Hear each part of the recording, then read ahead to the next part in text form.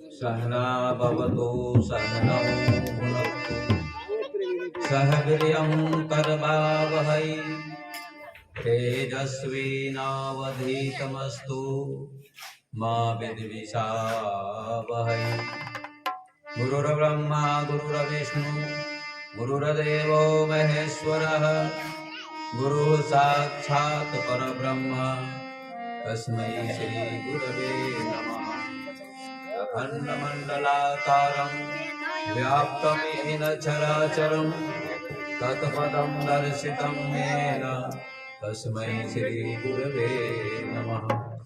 वराहपीठं नटवरवपुः कर्णयोः कर्णिकारं बिभ्रद्वासः कनककपिशं वैजयन्तीं च मालाम् रन्ध्रानवेनोरधरसुधया पूर्यं गोपविन्दैर्वृन्दारण्यं स्वपदरमणं प्राविशद्गीतकीर्तिः वंशी विभूषितकरानवनीरदाभात् पीताम्बरादरुणबिम्बफलाधरोष्ठात् पूर्णेन्दुसुन्दरमुखादरविन्दनेत्रात् कृष्णात् परं किमपि तत्त्वमहं न जाने।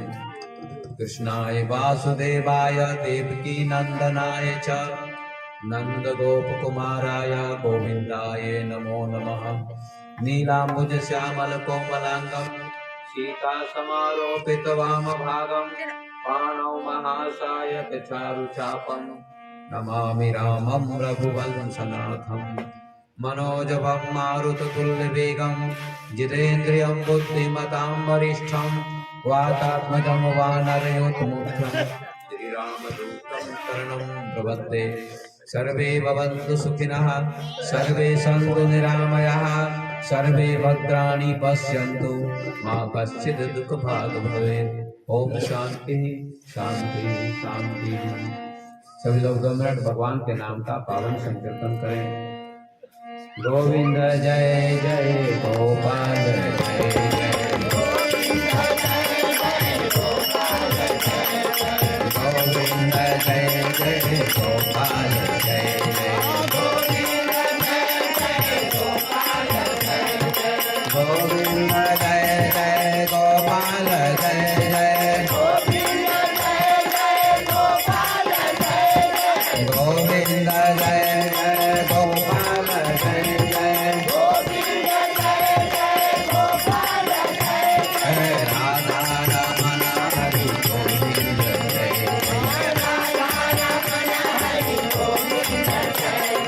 राधा रमण हरि गोविंद जय जय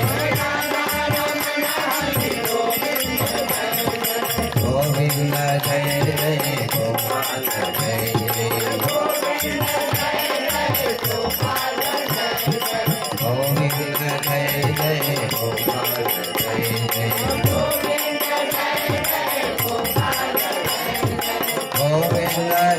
जय गोपाल जय जय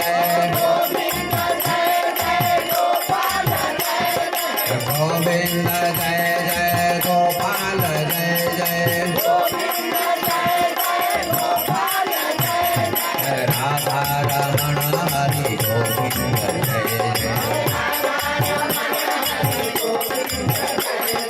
राधा रमण हरि गोविंद जय जय गोविंद बोलो हरि गोपाल बोलो गोविंद बोलो हरि गोपाल बोलो राधा रमण हरि गोविंद बोलो राधा रमण हरि गोविंद बोलो गोविंद जय जय गोपाल जय जय गोविंद जय जय गोपाल जय जय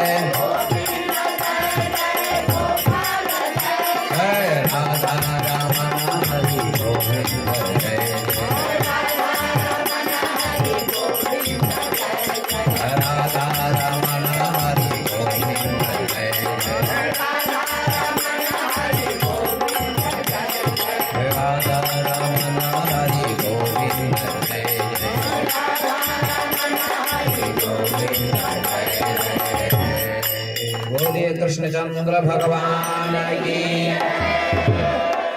भक्त और भगवान की, सदगुरुदेव भगवान की, श्री हनुमान जी महाराज की, रामचंद्र भगवान की, नगरवस्ती की, सत्संग कराने वाले की, जय जय श्री राधे। उपस्थित भगवत प्रेमी सज्जनों, धर्मानुरागी बंधुओं, भक्ति स्वरूपा माता बहनों एवं बच्चों, आप सभी 2 दिनों से कथा का लाभ ले रहे हैं। आज तीसरा सत्र है कथा का। स्वर्गीय हीरावंश शाह जी के नाम पर ये कथा हो रही है। उनके आत्मा की शांति के लिए। कल भी आप लोगों ने कथा सुनी। श्राद्ध क्यों किया जाता है इसकी मैंने विस्तृत व्याख्या की, वर्णन किया। आप लोगों ने सुना कि भागवत कथा से प्रेत योनि में जो अंधकारी चला गया था उसको मुक्ति मिल गई। श्राद्ध कर्म मात्र से मुक्ति नहीं मिलती है, भागवत कथा से मुक्ति मिलती है। प्रेत योनि बहुत खराब योनि होती है, उस योनि से भी मुक्ति मिल जाती है भागवत कथा सुनने से। भागवत कथा की बहुत बड़ी महिमा है। जो एक बार भागवत कथा सुन लेता है उसके जीवन का उद्धार हो जाता है। आइए सज्जनों, हर व्यक्ति को धर्म करना चाहिए। हर व्यक्ति को धर्म करना चाहिए। इस संसार में हम लोग धर्म करने के लिए आए हैं। 2 ही चीजें हैं संसार में, धर्म और अधर्म। अधर्म नहीं करना चाहिए, धर्म करना चाहिए। धर्म से सुख मिलता है, शांति मिलती है, जीवन पवित्र बनता है। अधर्म से जीवन में दुख आता है, अशांति आती है, टेंशन आता है, तनाव आता है। अधर्म किसी को भी नहीं करना चाहिए। यदि धर्म पूर्वक जीवन जिएगा तो मृत्यु के बाद उसको भगवान की प्राप्ति होगी, जन्म मरण के चक्र से छुटकारा मिलेगा। लेकिन आदमी धर्म नहीं करता है, अधर्म करता है, जीवन भर अधर्म करता है। धन कमाता है, पद कमाता है, पैसा कमाता है, मकान बनाता है, जमीन खरीदता है, व्यापार करता है, नौकरी करता है, सारे काम करता है, लेकिन आदमी अधर्म भी करता है साथ साथ। धर्म पूर्वक धन कमाना चाहिए, धर्म पूर्वक ही धन कमाना चाहिए, अधर्म पूर्वक नहीं। शोषण नहीं करना चाहिए, गरीबों का शोषण नहीं करना चाहिए, किसी को दुख नहीं देना चाहिए। सबसे बड़ा धर्म क्या है? मंदिर में जाना धर्म नहीं, मस्जिद में जाना धर्म नहीं है, और सुबह सुबह 2 घंटे फूल लेकर भगवान की आरती करना, पूजा करना भी धर्म नहीं है। सबसे बड़ा धर्म क्या है? भूखे को भोजन देना, प्यासे को पानी देना, नग्न को वस्त्र देना, रोगी को दवा देना, और दुखी को सुखी करना, माता पिता की सेवा करना, सास ससुर की सेवा करना, गुरु की सेवा करना, समाज की सेवा करना, ये सबसे बड़ा धर्म है। ये हमारे शास्त्र में लिखा है। परहित सरिस धर्म नहीं भाई, गोस्वामी जी ने भी लिखा है। सबसे बड़ा धर्म क्या है? मंदिर में जाना धर्म नहीं है। धर्म करना क्या है? दूसरों को सुख देना धर्म है। ये गोस्वामी जी कहते हैं। परहित सरिस धर्म नहीं भाई, पर पीड़ा सम नहीं अधमाई। ये गोस्वामी जी कहते रामायण में। दूसरों को सुख देना सबसे बड़ा धर्म है। परहित सरिस, पर माने दूसरा। अपने बेटे को आप सुख देते हैं, ये धर्म नहीं है, ये स्वार्थ है। ये क्या है? स्वार्थ है। पढ़ाना लिखाना अच्छा है, बुरा नहीं है, पढ़ाई लिखाई बच्चों को अच्छा बनाइए, लेकिन ये स्वार्थ। लोग क्या करते हैं? हम बहुत बड़ा धर्म कर रहे हैं, अपने बच्चे को डॉक्टर बना दिए, इंजीनियर बना दिए। ये धर्म नहीं है। धर्म है पड़ोसी अगर दुखी है तो उसको सुख पहुंचाने का प्रयास कीजिए। अपने बेटे को भी पढ़ाइए, ये नहीं कि नहीं पढ़ाना है, विद्वान बनाना है, डॉक्टर इंजीनियर प्रोफेसर भी बनाइए और अच्छी शिक्षा भी दीजिए कि बेटा अच्छा काम करना, बुरा काम मत करना, सुख देना समाज को। पढ़ लिख के क्या करना चाहिए? सुख देना चाहिए। प्रधानमंत्री क्यों बनते हैं? देश को सुख पहुंचाने के लिए, जनता को सुख पहुंचाने के लिए। जनता इनको प्रधानमंत्री बनाती है।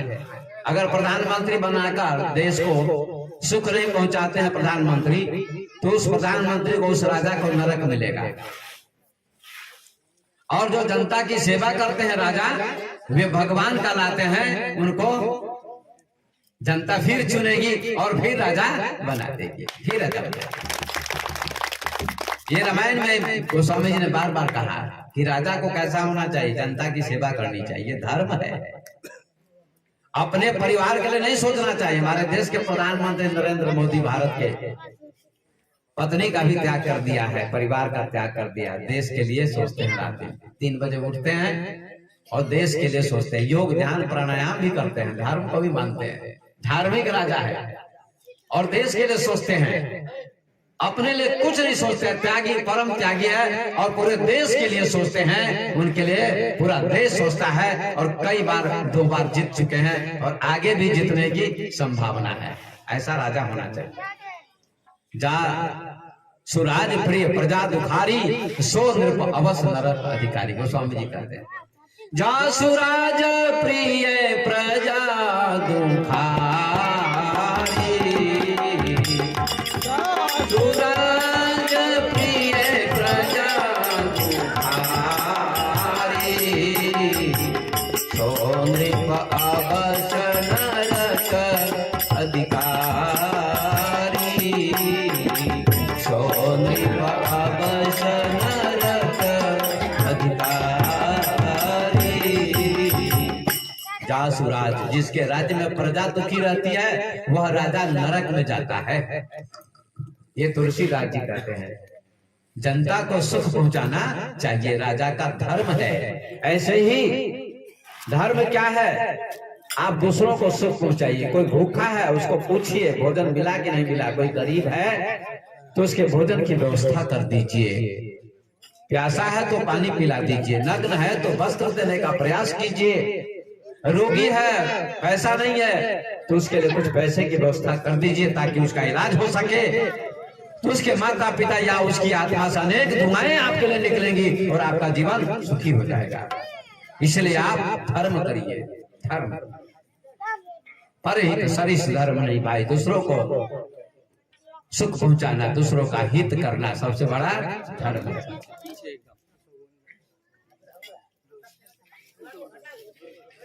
और धर्म के 4 चरण होते हैं। ध्यान दीजिएगा सभी लोग, शांति पूर्वक सुनिए क्योंकि रिकॉर्डिंग होती है, कोई हल्ला गुला नहीं करेंगे। रिकॉर्डिंग हो रही है, हल्ला गुला मत कीजिए, शांति बनाकर सुनिए एक शब्द को। धर्म करना चाहिए, दूसरों को सुख पहुंचाना ही धर्म है, याद रखिएगा। पूजा पाठ करना भी बुरा नहीं है, करिए, लेकिन दूसरों को सुख भी पहुंचाइए तो और अच्छा होगा। तो धर्म क्या है? दूसरों को सुख पहुंचाना। कबीर बाबा ने भी कहा, 4 वेद 6 शास्त्र में बात लिखी है दोए, सुख देवे सुख होता है, दुख देवे दुख होए। 4 वेद 6 शास्त्र में 2 ही बातें लिखी हैं। सुख दोगे तो सुख मिलेगा, दुख दोगे तो दुख मिलेगा। बहुत सुंदर बात यहाँ कबीर ने कही है।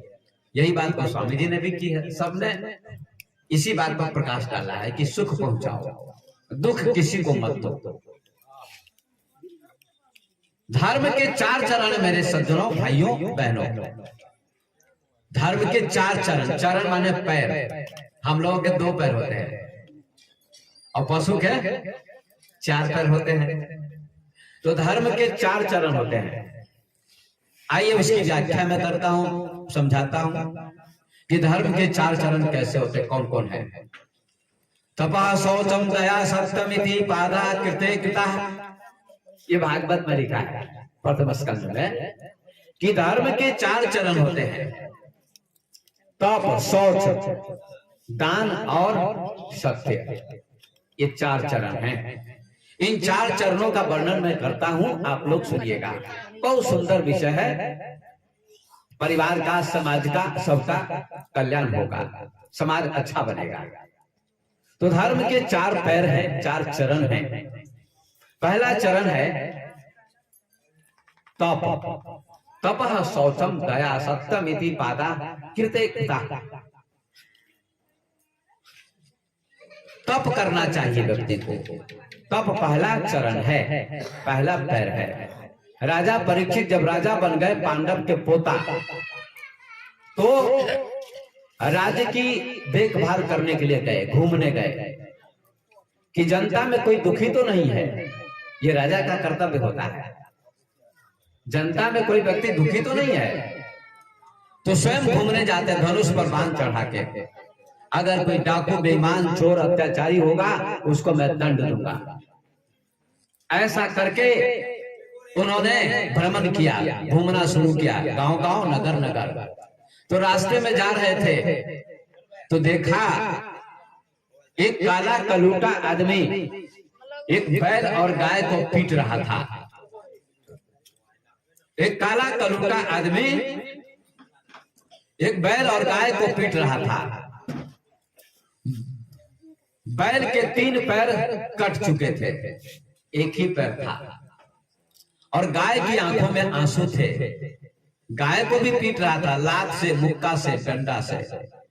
गाय तो माता होती है ना, और माता को कोई लात से मारेगा तो कितना बड़ा पाप है, बहुत बड़ा पाप है।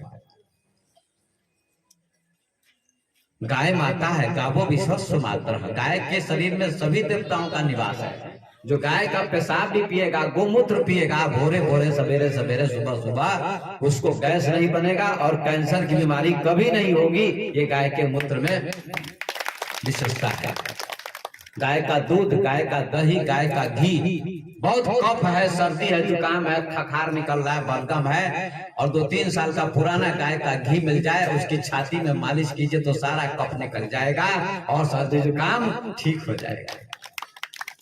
इसलिए गाय का बड़ा महत्व है शास्त्र में। इसलिए भगवान कृष्ण गाय चराते थे, गाय चराते थे, और माखन मिश्री खाते थे, और कंस जैसे पहलवान अत्याचारी का भी संहार कर दिया माखन मिश्री खाने से। इतना पावर होता है गाय के घी में, दूध में, मक्खन में। इसलिए गाय रखनी चाहिए घर में। गाय का दूध पीजिए, गाय रखिए। हमारे किसी ने, संत ने या महापुरुष ने, किसी गायक ने भजन गाया है, कृष्ण भगवान गाय चराते थे। कृष्ण भगवान गाय के पीछे पीछे चलते थे, नंगे पैर चलते थे। इतने बड़े महापुरुष भगवान। क्या लिखा है जरा सुनिएगा, भजन सुनाता हूँ।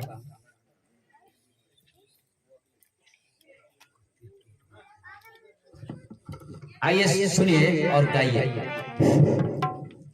भक्त बुलाते हैं भगवान कृष्ण को, एक बार फिर आ जाओ प्रभु, एक बार भारत में आ जाओ, भारत में भी आ जाओ, नेपाल में भी आ जाओ, सब जगह आ जाओ।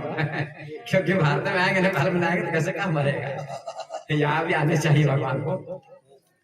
तो लिखा है, भारत में फिर से आ जा रे मनमोहन मुरलिया वाले। भारत में फिर से आ जा रे मनमोहन मुरलिया वाले। मनमोहन मुरलिया वाले, मनमोहन मुरलिया वाले, मनमोहन मुरलिया वाले, मनमोहन मुरलिया वाले। भारत में फिर से आ जा रे मनमोहन मुरलिया वाले। भारत में फिर से आ जा रे मनमोहन मुरलिया वाले। भारत में छाई उदासी, यहाँ गौए भूखी प्यासी। भारत में छाए उदासी, यहाँ गौए भूखे प्यासे। आकर के प्यास बुझा जा रे मनमोहन मुरलिया वाले। आके प्यास बुझा जा रे मनमोहन मुरलिया वाले। में फिर से आजा रे मनमोहन मुरलिया वाले। भारत में फिर से आजा रे मनमोहन मुरलिया वाले। भारत हुआ न्यारा न्यारा, यहाँ गाँवों पर चला कटारा। भारत हुआ न्यारा, यहाँ गाँव पे चला कटारा। भारत पर भारत हुआ न्यारा न्यारा, यहाँ गाँवों पर चला कटारा। भारत हुआ न्यारा न्यारा, यहाँ गाँव पे चला कटारा। करके जान बचा जा रे मनमोहन मुरलिया वाले। करके जान बचा जा रे मनमोहन मुरलिया वाले। मनमोहन मुरलिया वाले, मनमोहन मुरलिया वाले। मनमोहन मुरलिया वाले, मनमोहन मुरलिया वाले। भारत में फिर से आजा रे मनमोहन मुरलिया वाले। भारत में फिर से आजा रे मनमोहन मुरलिया वाले। न सास बहू की बनती, न माँ बेटे की बनती। सास बहू को बनती, ना माँ बेटे को बनती। कहते हैं न सास बहू में बात बनती है, न बाप माँ और बेटे में बात बनती है, न भाई भाई में बात बनती है। आके और हे कन्हैया, न सास बहू में बनती, न माँ बेटे में बनती। सास बहू में बनती, ना माँ बेटे में बनती। सास बहू में बनती, न माँ बेटे में बनती। सास बहू में बनती, ना माँ बेटे में बनती। आकर के प्यार बढ़ा जा रे मनमोहन मुरलिया वाले। आकर के प्यार बढ़ा जा रे मनमोहन मुरलिया वाले। आकर के प्यार बढ़ा जा रे मनमोहन मुरलिया वाले। आकर के प्यार बढ़ा जा रे मनमोहन मुरलिया वाले। मनमोहन मुरलिया वाले, मनमोहन मुरलिया वाले। मनमोहन मुरलिया वाले, मनमोहन मुरलिया वाले। आकर के प्यार बढ़ा जा रे मनमोहन मुरलिया वाले।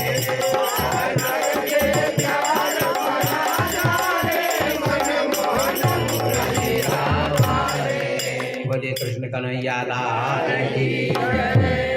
प्रेम से जयकारा लगाइए। बोलिए कृष्ण कन्हैया लाल की जय। तो इस भजन में भगवान कन्हैया को भक्त बुलाते हैं, आ जाओ प्रभु। गाय को पीट रहा था कलियुग, काला कलूटा आदमी बैल को भी पीट रहा था, लात से, मुक्के से, डंडे से पीट रहा था। गाय के की आंखों में आंसू थे और बैल के 3 पैर कट चुके थे, एक ही पैर था। बैल धर्म का प्रतीक है, गाय पृथ्वी की प्रतीक है। धरती पर जब अत्याचार होता है तो गाय की आंखों में, धरती की आंखों में आंसू हो जाते हैं। धरती रोती है, गाय बन के भागती है रक्षा के लिए। धर्म के 4 चरण हैं, सत्य, तप, दान और पवित्रता। 3 पैर समाप्त हो गए हैं, एक ही पैर रह गया है, वो है दान। पहला पैर है तप। परीक्षित जी ने देखा गाय और बैल को पीट रहा है ये आदमी, काला कलूटा आदमी। उनको बड़ा क्रोध आया और धनुष पर बाण चढ़ा के कहा, ऐ दुष्ट, तुम गाय और बैल को क्यों पीट रहे हो, क्यों सता रहे हो? मैं तुझे अभी यमलोक पहुंचा दूंगा, बोलो तुम कौन हो? तो उसने अपना परिचय दिया, महाराज मैं कलयुग हूं, सतयुग बीत गया, त्रेता बीत गया, द्वापर का अंत है, मेरा युग आने वाला है और मेरे समय में यही होगा। गाय को लोग पीटेंगे, गाय की हत्या करेंगे, माता पिता को सताएंगे, समाज को सताएंगे, यही मेरे समय में होने वाला, मेरा राज्य आने वाला, मेरा अधिकार। कहा तो तुमको मैं समाप्ति कर दूंगा, न रहेगा बांस न बजेगी बांसुरी। कहा महाराज मारिए मत, कलयुग का एक गुण भी है कि कलयुग में भगवान का नाम प्रेम से लेगा, श्रद्धा से लेगा तो उसका बेड़ा पार भी हो जाएगा। इसलिए कलयुग की विशेषता भी है, इसलिए मारिए मत हमको। तो आइए पहले बैल को सांत्वना देते हैं राजा परीक्षित, आप शांत हो जाइए, विदा हो जाइए। 3 पैर जोड़ दिए, 4 पैर हो गए, बैल भी चला गया। गाय को सांत्वना दी, गाय भी चली गई, गाय माता। ये बैल के 4 चरण, धर्म के 4 चरण। बैल धर्म का प्रतीक है। क्यों? भैंस को भैंस को, कुत्ते को, बिल्ली को, हाथी को धर्म नहीं कहा गया, बैल को धर्म कहा गया है भागवत में। बैल को धर्म क्यों कहते हैं? क्योंकि आज तो विज्ञान के युग में ट्रैक्टर हो गया है और ट्रैक्टर से खेती होती है, तो बैल की जरूरत नहीं रह गई है। कहीं कहीं लोग बैल का उपयोग करते हैं। पहले बैल से ही खेती होती थी ना, हल जोता जाता था खेत और उसी से अनाज उत्पन्न होता था, उसी से धर्म होता था। बैल से खेत जोता जाता था, हल बैल से, और अनाज होता था, अनाज से भोज भंडारा होता था, परिवार का पालन पोषण होता था। तो क्या बैल धर्म का प्रतीक नहीं हो गया? हो गया, इससे धर्म होता था, इसलिए बैल को धर्म माना जाता है। भैंस को नहीं, हाथी को नहीं, क्योंकि उनसे हल नहीं जोता जाता था, उन पशुओं से। बैल से हल जोता जाता था, खेत जोता जाता था और खेती होती थी, उपज होती थी, इसलिए बैल को धर्म का प्रतीक माना गया है। कितना सुंदर उदाहरण भागवत में दिया है। तो पहला पैर क्या है? धर्म का, मतलब बैल का या धर्म का। पहला चरण है, पैर है तप। तप करना चाहिए आदमी को। तो आप कहिएगा बाबा हम तो गृहस्थी में हैं, हम कैसे तप करें? आप भी तप करते हैं, खेती करते हैं, ये भी तप है। तपते हैं आषाढ़ के महीने में, धूप निकली हुई है, वर्षा हो रही है, फिर भी लोग खेत में हल चलाते हैं या ट्रैक्टर चलाते हैं या धान की फसल लगाते हैं। ये क्या है? तप नहीं तो क्या है? किसान भी तप करते हैं, ये तप है। विद्यार्थी भी तप करता है, 14 साल 16 साल पढ़ता है, तब डॉक्टर इंजीनियर बनता है, वो भी उसका तप है। अभी तप करेगा, तप माने कठिनाई, तप माने कष्ट, तप माने मेहनत। जब मेहनत करेगा तभी ना आगे सुख मिलेगा। किसान मेहनत करते हैं तो अनाज आता है घर में, परिवार का पालन पोषण होता है, कभी कभी भोज भंडारा भी हो जाता है। जैसे हमारे विनोद जी पिताजी के नाम पर भोज भी कर रहे हैं और एक कथा भी करवा रहे, दोनों भाई मिलके। तो धन्यवाद की बात है, भोज भी दे रहे हैं समाज को और भंडारा भी हो रहा है, मतलब कथा भी होती है, साधु संत को हम लोगों को भोजन भी मिलता है। तो ये भंडारा भी हो रहा है, भोज भी हो रहा है, भंडारा भी हो रहा है, दोनों हो रहा है साथ साथ, दोनों हाथ में लड्डू है। तो आइए तप करना चाहिए। हम लोग सोचते हैं बाबा जी ही तप करते हैं, खाली जंगल में चले गए, धुनी रमा के बैठ गए, यही तप है। कोई लंगोटी लगा के बैठ गया, यही तप है। आप ही के गांव में एक बाबा जी बन गए हैं, क्या नाम है उनका? राम प्रवेश दास। उनके माता पिता हमारे भक्त हैं, लेकिन है सरल बेचारे, साधु बन गए हैं और टट्टी टाट पहनते, टाट माने चट्टी, बोरा पहनते हैं। और वो अभी मिले हमको, आए थे शुरू में यज्ञ में, तो उनके घर भोजन भी हुआ, शायद है या चले गए पता नहीं, है उनके यहाँ एक दिन प्रवचन भी हुआ, तो हमको प्रणाम भी करते हैं, मिलते हैं। तो और उनके घर में पूजा हुई, तो अपने माता पिता से बोले कि आपको पूजा में बैठने नहीं देंगे जब तक कंठी माला न लीजिएगा। तो हम तो आपके बेटे हैं, आप विवेक बाबा से कंठी माला ले लीजिए, आए हुए हैं बेचू जी के यहाँ, जाइए कंठी माला ले लीजिए, तब पूजा में बैठने देंगे। उनके माता पिता आए और हमने दोनों को कंठी माला दे दी और तब पूजा में बैठे। काम तो अच्छा किया उन्होंने। तो है अच्छे सज्जन है, तपस्या करते हैं, अच्छी बात है। तो आप भी तप करते हैं, महात्मा लोग भी तप करते हैं, हम भी तपस्या करते हैं, हम भी तपस्या करते हैं। बैठ के 2 घंटे प्रवचन सुनाते, 3 घंटे तपस्या ही है। ध्यान योग करते हैं आश्रम में बैठ के घंटों घंटों, 20 साल से तपस्या करते, साधना योग करते हैं। और जो मैं साधना योग जानता हूँ, मैं घमंड के साथ नहीं करता हूँ। इधर पूरे बिहार में योग साधना सिखाने वाला वो नहीं मिलेगा आपको। वो साधना मैं जानता हूँ, वो साधना बहुत कम महात्मा जानते हैं जो मैं जानता हूँ। तो आप लोग सीखिएगा तभी ना मैं सिखाऊंगा। प्यास होगी तब मैं सिखाऊंगा, अब प्यास नहीं होगी तो कैसे सिखाऊंगा। तो तप मैं भी करता हूं, आप भी करते हैं, और मैं तप करके आप लोगों को ज्ञान सुनाता हूं, सिखाता हूं। मैंने तपस्या की बचपन से, विवाह नहीं किया, शादी नहीं की, बच्चे पैदा नहीं किए, और बचपन से बाबा बन गया और सैकड़ों हजारों ग्रंथों का अध्ययन किया, सत्संग किया, योग किया, ध्यान किया, और आज इतना ज्ञान हुआ है कि तपस्या के कारण, योग ध्यान के कारण ये ज्ञान इतना प्राप्त हुआ। और आप लोगों को मैं ज्ञान बांट रहा हूँ, सुख दे रहा हूँ। ये क्या है? तपस्या। मैंने तपस्या की है और तपस्या करता हूँ, स्वयं तपता हूँ। सूरज तपता है तो दूसरे को प्रकाश देता है।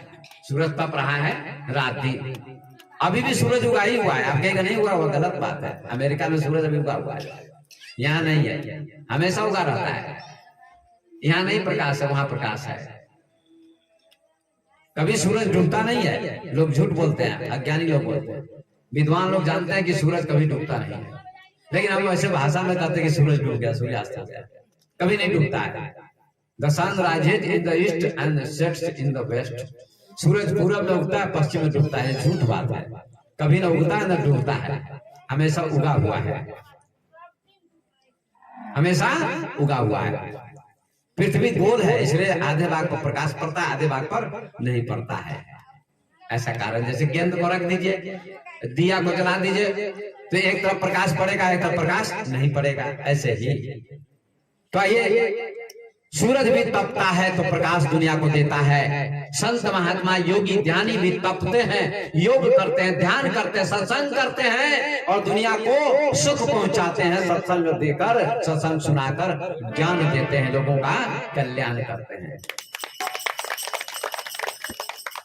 वो बैल के 3 चरण जोड़ दिए। तप पहला चरण है, तप करना चाहिए आदमी को, भजन सत्संग ध्यान करना चाहिए, ये तप है। सता रहा था बैल को और गाय को, कलयुग पीट रहा था। किसी को सताना नहीं चाहिए, किसी को दुख नहीं देना चाहिए। अब कलयुग जिसके मन में आ जाता है वो दूसरों को दुख देता है। एक भजन है, आइए सुना देता हूँ, आगे चलाता हूँ प्रसंग। इसकी व्याख्या करूंगा, आज 4 चरणों की व्याख्या करूंगा।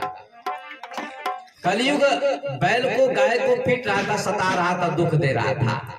दुख किसी को मत दीजिए। बहू सास को दुख न दे, सास भी बहू को दुख न दे।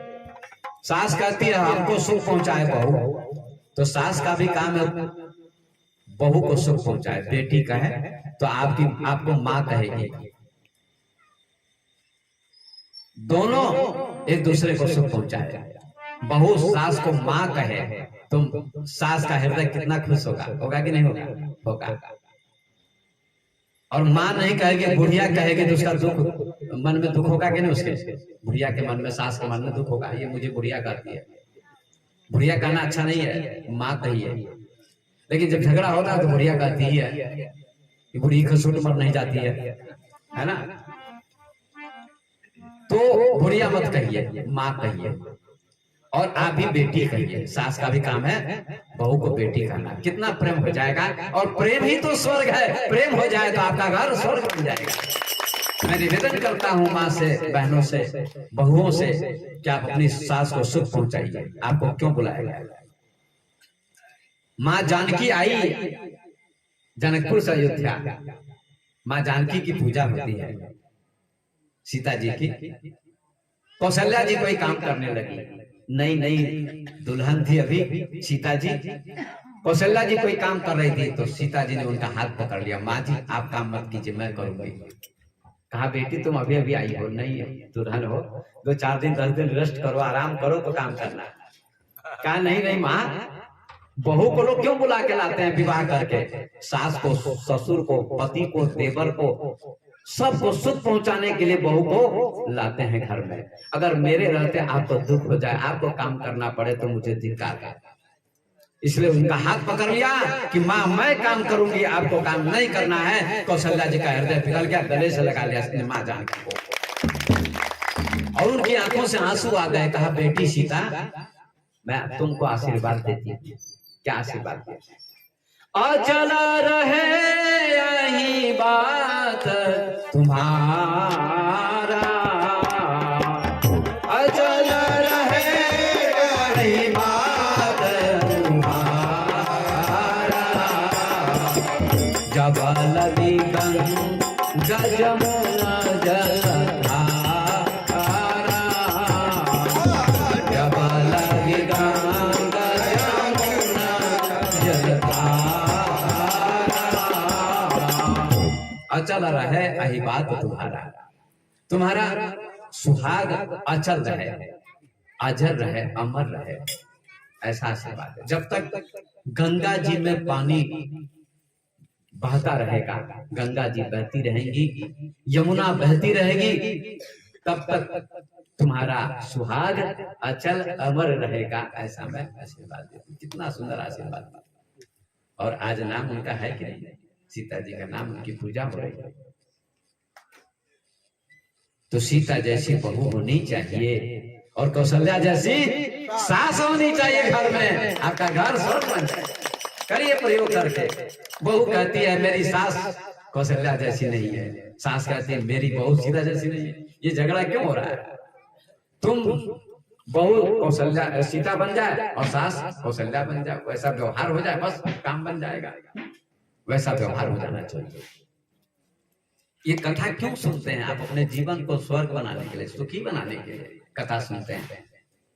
हीरावन शाह जी धन्यवाद के पात्र थे, उनके नाम पर एक कथा हो रही है और उनके बेटे कथा करवा रहे हैं, और आप लोगों को भी लाभ मिल रहा है, समाज को भी, सबको लाभ मिल रहा है। तो कलयुग सता रहा था, बैल को गाय को पीट रहा था, किसी को सताना नहीं चाहिए, दुख नहीं देना चाहिए।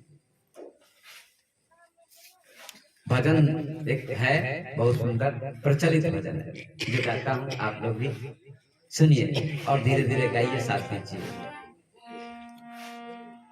नहीं चाहिए दिल दुखाना किसी का, नहीं चाहिए दिल दुखाना किसी का, नहीं चाहिए दिल दुखाना किसी का,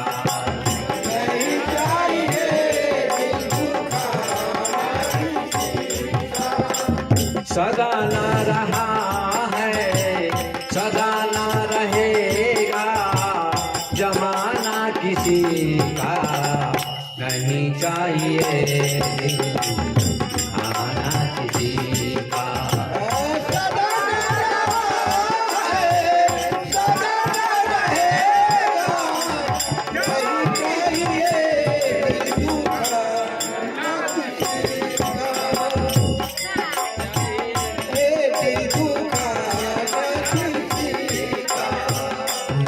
चाहिए दिल दुखाना किसी का, नहीं चाहिए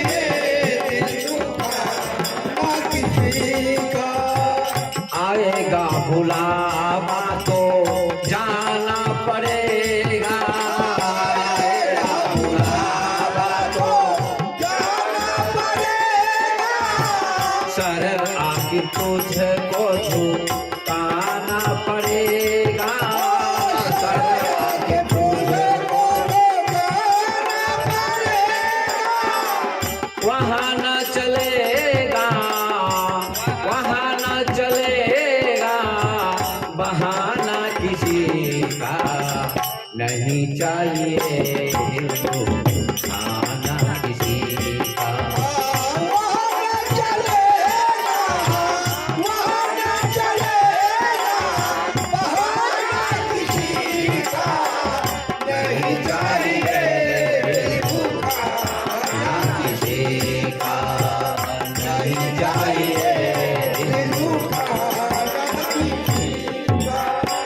शोहरत तुम्हारी घरी रह जाएगी, शोहरत तुम्हारी घरी रह जाएगी, शोहरत तुम्हारी घरी रह जाएगी, शोहरत तुम्हारी घरी रह जाएगी, दौलत तुम्हारी यहीं रह जाएगी, नहीं साथ जाता, नहीं साथ जाता, नहीं साथ जाता, नहीं साथ जाता, खजाना किसी का नहीं चाहिए दिल को आना किसी का।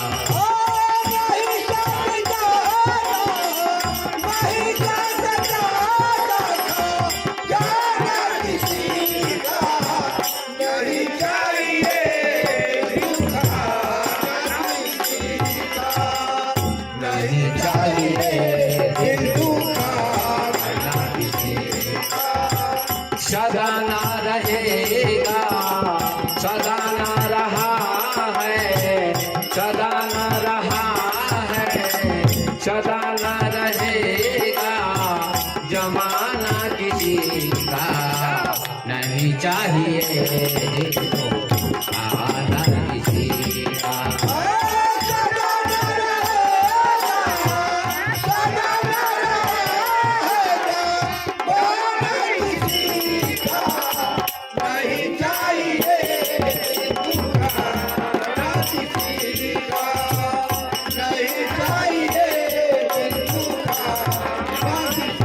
पहले तो तुम अपने आप को संभालो, पहले तो तुम अपने आप को संभालो, हक नहीं बुराई तुझको, हक न बुराई तुझको औरों में निकालो, बुरा है बुरा जग में बताना किसी का, बुरा है बुरा जग में, बुरा है बुरा जग में बताना किसी का नहीं चाहिए दिल को आना किसी का।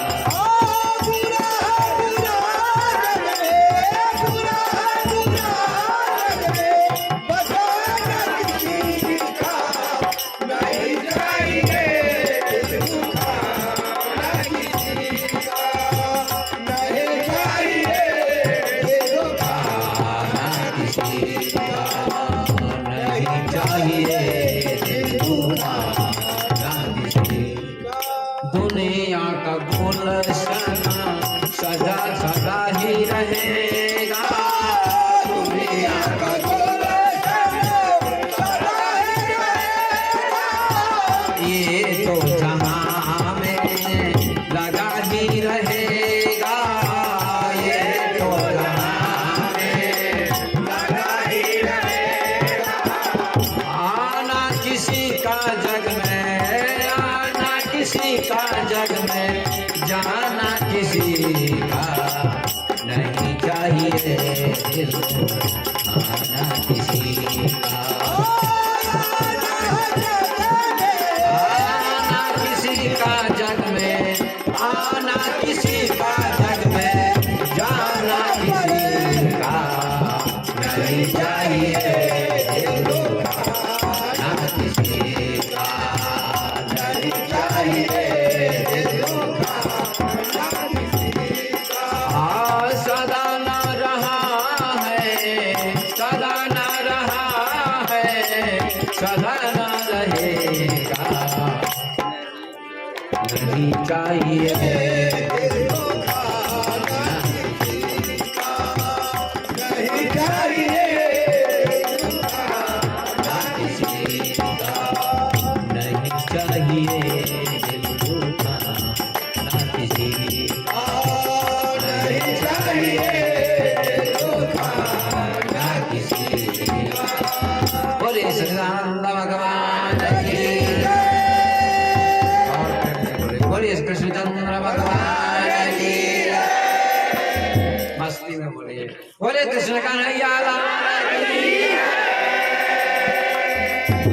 सदा न रहेगा, सदा न रहा है जमाना किसी का, नहीं चाहिए दिल दुखाना किसी का, दिल मत दुखाओ, यही धर्म है।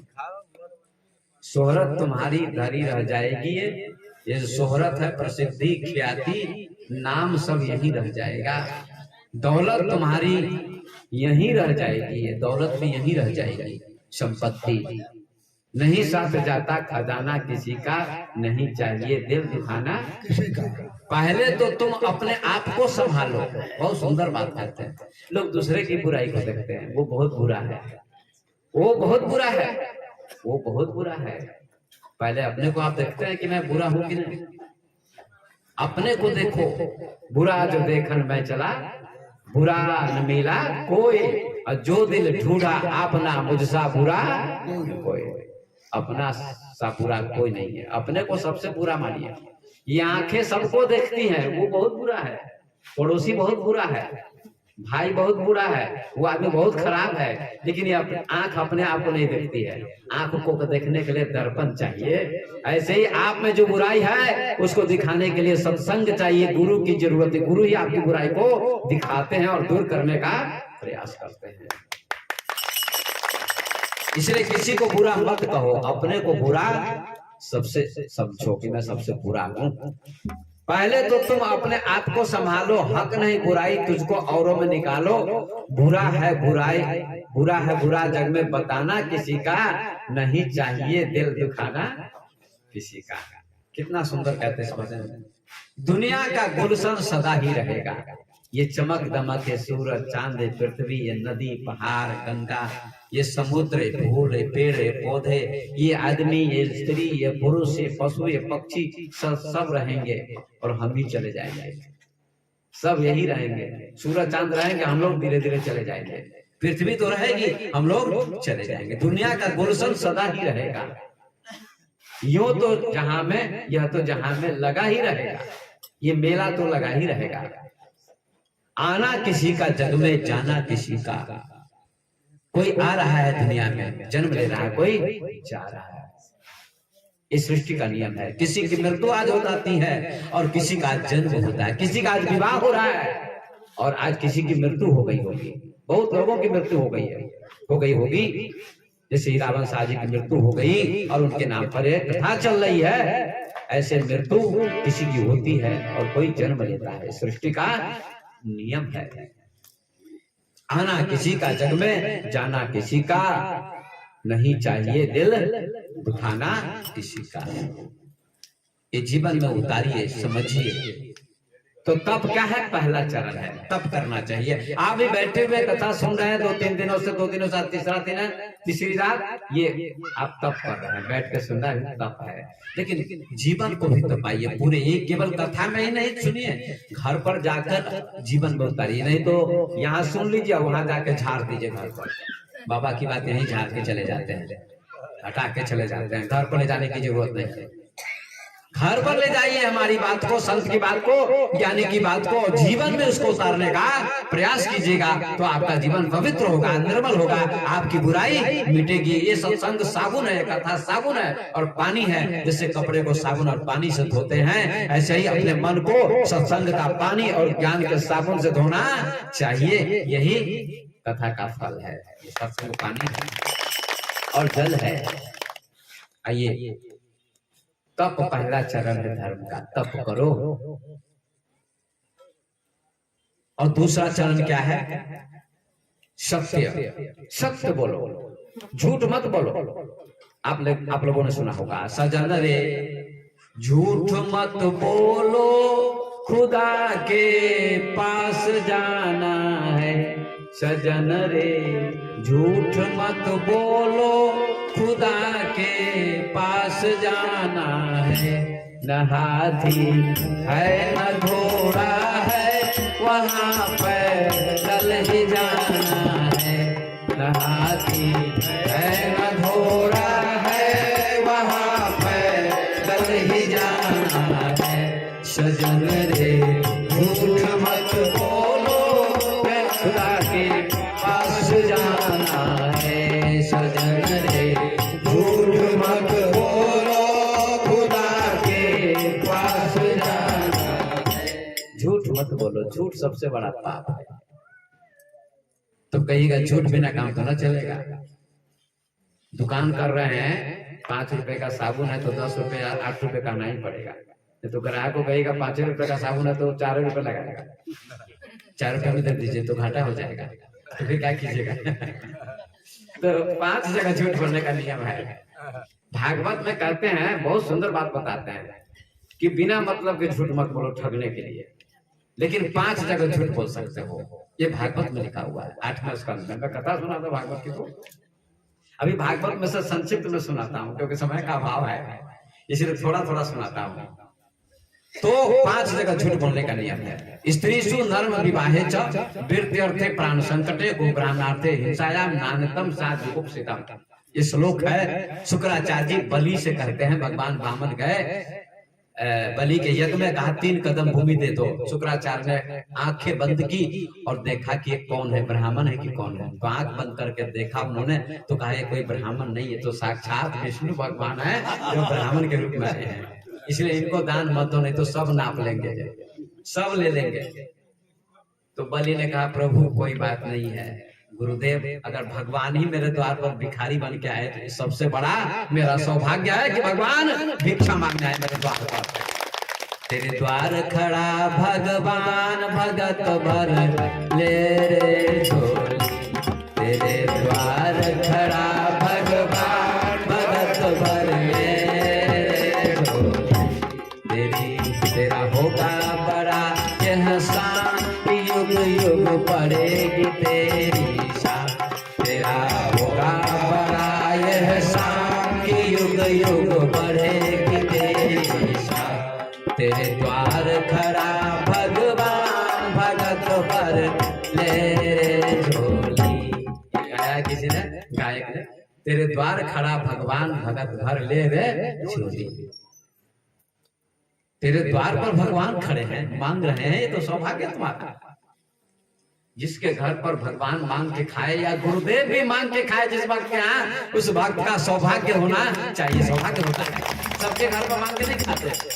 भगवान कृष्ण ने विदुर के यहाँ मांग के खाया, दुर्योधन के यहाँ 56 व्यंजनों का त्याग कर दिया, और विदुर के यहाँ मांग कर खाया, केले के छिलके खाए, साग खाया। सौभाग्य उस भक्त का होता है, भाग्य उस भक्त का होता है। भाग्यशाली पुण्यात्मा वह होता है जिसके घर पर संत महात्मा गुरुदेव मांग कर खाते, भगत कुछ लाभ खाते हैं। आपको खुश होना चाहिए। कितने लोग दुखी हो जाएंगे, बाबा मांग के खाते, बाबा लोभी है।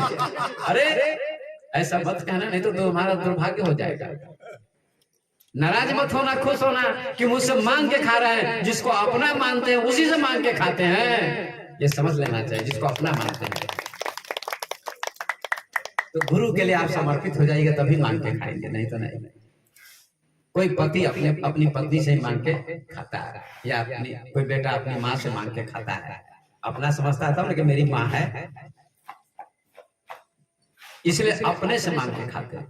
तेरे द्वार खड़ा भगवान भगत भर ले रे झोली। अरे भगत झोली भर ले, आशीर्वाद के ले ले आशीर्वाद भगवान से। तेरा होगा बड़ा एहसान कि युग युग बढ़ेगी तेरी शान। तेरा एहसान होगा, दुनिया में नाम होगा तेरा, तेरी शान बढ़ेगी, इज्जत बढ़ेगी। शुक्राचार्य कहते मत दो, बलि ने कहा दूंगा प्रभु, दे दे 3 कदम भूमि। तो कहा 5 जगह झूठ बोलना चाहिए। गुरु जी ने कहा स्त्री से नर्म विवाह, स्त्री को खुश करने के लिए झूठ बोलना चाहिए। पत्नी अगर बहुत नाराज हो जाती है, लेकिन सब जगह नहीं, सब जगह पत्नी को खुश नहीं करना चाहिए। खुश भी करना चाहिए, कभी कभी डांटना भी चाहिए। अगर वो मछली मांस खाती है और पति भक्त है तो उसको मांस खाने के लिए डांटना चाहिए, समझाना चाहिए। अगर वो मांस खाती है तो मांस खाने वाली पत्नी से पति पत्नी का मिलन होगा। अगर पति भक्त है, पत्नी मांस खाती मछली खाती है, दोनों का मिलन होगा, तो उसके गर्भ से जो संतान होगी वो अच्छी नहीं होगी। इसलिए पत्नी को भी भक्त होना चाहिए और पति को भी भक्त होना चाहिए। तो उसके गर्भ से जो संतान होगी वो लव कुश जैसे ध्रुव प्रहलाद जैसे संतान होगी, वैसा बेटा होगा। मीरा जैसी बेटी होगी, सीता जैसी बेटी होगी, सबरी जैसी बेटी होगी। इसलिए पति पत्नी दोनों को भक्त बनना चाहिए। मांस नहीं खाना चाहिए। मांस खाना बहुत बड़ा पाप है। आपके पेट में मांस जा रहा, पेट अशुद्ध हो गया, शरीर अशुद्ध हो गया। इसकी चर्चा में ज्यादा नहीं करूंगा। मेरे पास हजारों लाखों शब्द हैं, क्योंकि हमको प्रसंग पर ले जाना है आगे, और ले जाता हूँ वहीं जहां से शुरू करता हूँ वहीं समाप्त करता हूँ। बीज एक छोटा होता है, वृक्ष बहुत बड़ा होता है, फिर अंत में बीज हो जाता है। आदमी कहीं कहीं जाता है घूमने के लिए, फिर अंत में शाम को घर पर चला आता है। ऐसे ही मैं घूम घाम के फिर वहीं चलाता हूँ। तो सुनिएगा, मांस नहीं खाइए, माँ बहन कोई भी मांस नहीं खाइए, नहीं तो आपके गर्भ से जो बालक पैदा होगा संस्कारी न होगा। डॉक्टर हो जाएगा, बड़ी बात नहीं, इंजीनियर हो जाएगा, लेकिन संस्कारी न होगा, ध्रुव प्रहलाद जैसा न होगा। ध्रुव प्रहलाद जैसे बेटे को जन्म देने के लिए माँ को सुनीति होनी चाहिए, कयादु होनी चाहिए। इसलिए माँ अगर भक्त होगी तो बेटा भी धर्मात्मा होगा। मेरे माँ बाप दोनों भक्त थे, तो मैं संत बना, ये माँ बाप की देन है। इसलिए माँ बाप को धर्मात्मा होना चाहिए, भक्त होना चाहिए, दोनों भक्त होने चाहिए, ये याद रखिए। तो स्त्री को जब बहुत नाराज हो कभी कभी कि अब मैं ये कर दूंगी वो कर दूंगी, कीमती साड़ी नहीं लाएंगे खरीद के, गहने नहीं बना देंगे तो मैं फांसी लगा के मर जाऊंगी, ये वो धमकी देती है। कभी कभी धमकी देती है तो बेचारा पति डरता है कि मर जाएगी तो भोजन बना के कौन देखेगा। तो पति को कहना चाहिए, देवी तुम नाराज मत हो, 1000 की साड़ी, 2000, 5000 की साड़ी ला दो। वो कहती 1000 की ला दो, 2000 की ला दीजिए, तो आप 5000 की अभी जाता हूँ मलंगवा ले आके दे दो, चिंता मत करो। भले ही लाइए 2 दिन के बाद, चाहे कम की साड़ी लाइए, मगर अभी खुश कर दीजिए बात से, वो खुश जाएगी बेचारी। कम से कम खुश तो कर दिया, उसको क्रोध आ रहा है तो क्रोध तो शांत हो जाएगा, क्रोध शांत हो जाएगा। इस स्थिति में पत्नी को खुश कर देना चाहिए, झूठ बोलकर भी, झूठ बोलकर भी अगर किसी को खुश कर दिया जाए तो पुण्य होता है, क्रोध तो दूर हो गया ना। तो स्त्री को प्रसन्न करने के लिए झूठ बोलो थोड़ी करके। स्त्री सु नर्म, और झूठ हास परिहास में, मजाक में भी लोग झूठ बोलते हैं, तो उसमें उतना पाप नहीं लगता है, क्योंकि विवाह में लोग एक दूसरे को गाली देते हैं, महिलाएं गाली देती है, क्या क्या होता है विवाह में नहीं होता है, उसको लोग बुरा नहीं मानते हैं, बहुत गालियां देती महिलाएं सब। लेकिन गीत जब गाती महिलाएं तो बुरी बुरी गालियां भी देती, बुरी बुरी गालियां नहीं देनी चाहिए, मैं सुनता रहता हूँ। विवाह होता है तो बहुत खराब खराब गालियां भी देती है, जो गालियां नहीं देनी चाहिए, जो बात नहीं बोलनी चाहिए वो भी बोलती महिलाएं, और पुरुष लोग सुनते रहते मजे से, और माइक लगा ला के गाती, गला फाड़ फाड़ के इलायची खा खा का ये काम है। पंजाब में, दिल्ली में और प्रांतों में ऐसी गंदी गालियां नहीं देती महिलाएं, भजन गाती हैं। विवाह में भी भजन गाती हो, आप लोग भजन गाइए, गीत भी गाइए, कोई बात नहीं, पता नहीं कहां से गीत आप लोग याद कर लेती हैं। अनपढ़ महिलाएं भी बहुत गीत गाती रहती हैं, वो परंपरा सीख लेती हैं, इसलिए। लेकिन गंदी गंदी बातें नहीं बोलनी चाहिए, ज्यादा प्रयास करना चाहिए अच्छा सब बोले। लेकिन विवाह शादी में थोड़ा बहुत समाज में चलता रहता है, तो उसको बुरा लोग नहीं मानते हैं, कहते वहां भी थोड़ा झूठ बोल दो, हास परिहास में मजाक में, तो कोई बात नहीं। स्त्री सुंदर में विवाह है, और विवाह में भी लोग झूठ बोलते हैं। बेटी वाला जाता है बेटे वाले के यहाँ, तो बेटा वाला कहता है, पहले सुनते हैं, कहते लोग ये सारा ये जो प्लॉट है ना सब मेरा ही है, किसी का खाता सब मेरा ही है। तो बेटी वाले को विश्वास आता है मेरी बेटी धनी घर में आएगी, और बाद में पता चलता है कि इसके घर में कुछ भी नहीं है, ठग लिया। ऐसा झूठ भी नहीं बोलना चाहिए, ज्यादा थोड़ा बहुत बोलना चाहिए ताकि काम चलता है। स्त्री सुंदर में विवाहित तीर्थ और व्यापार में झूठ बोलना चाहिए, दुकान वगैरह में व्यापार में थोड़ा बहुत झूठ बोलना चाहिए। कपड़ा है 200 का 500 का 500 का तो 700 बोलिए, 800 बोलिए, 100 150 का लाभ तो होना ही चाहिए, नहीं तो काम नहीं चलेगा। स्त्री सुंदर विवाह जब प्राण संकट है, और प्राण संकट आने पर झूठ बोलना चाहिए। अगर आपको फांसी होने वाली है और झूठ बोलने से फांसी नहीं होगी तो वहां झूठ बोल देना चाहिए, ये भी धर्म होगा। गो ब्राह्मण थे, गाय की हत्या हो रही है, वहां झूठ बोल दीजिए, गाय बच जाएगी। ब्राह्मण की हत्या हो रही, साधु संत की हत्या हो रही, फांसी होने वाली है, वहां आप झूठ बोल दीजिएगा, अगर उनकी फांसी नहीं होगी, उनको वो बच जाएंगे, तो वहां झूठ बोल देना पुण्य है, पाप नहीं है। ऐसे 4 5 6 स्थानों में झूठ बोलना चाहिए, बाकी वैसे नहीं। लेकिन हमेशा लोग झूठ बोलते रहते हैं, बात बात में झूठ बोलते हैं। फोन बात कर रहे हैं, रहेंगे घर में, कहेंगे हम गाँव से बाहर निकल गए हैं, रहेंगे घर में, फोन से बात कर रहे हैं, चिंता मत कीजिए, मैं गांव से बाहर निकल चुका हूँ, आधे रास्ते में हूँ, है ना। बहुत झूठ बोलते हैं मोबाइल पर लोग, बहुत झूठ बोलते हैं, इतना झूठ मत बोलिए, थोड़ा कम बोलिए, नहीं तो भगवान के दरबार में इसकी सजा मिलेगी आपको। ज्यादा झूठ मत बोलिए। तो कहते हैं सत्य बोलो, साच बराबर तप नहीं, झूठ बराबर पाप। कबीर साहब ने कहा जाके हृदय साच है ताके हृदय आप।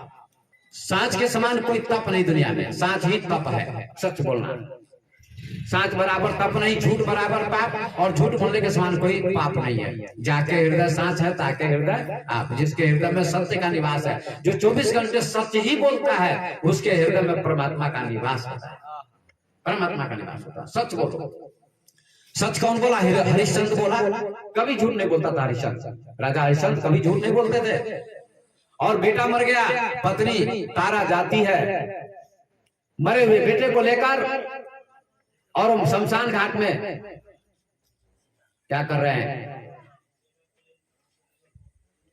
ड्यूटी दे रहे हैं कि बिना कर चुकाए किसी को जलाने नहीं देना है।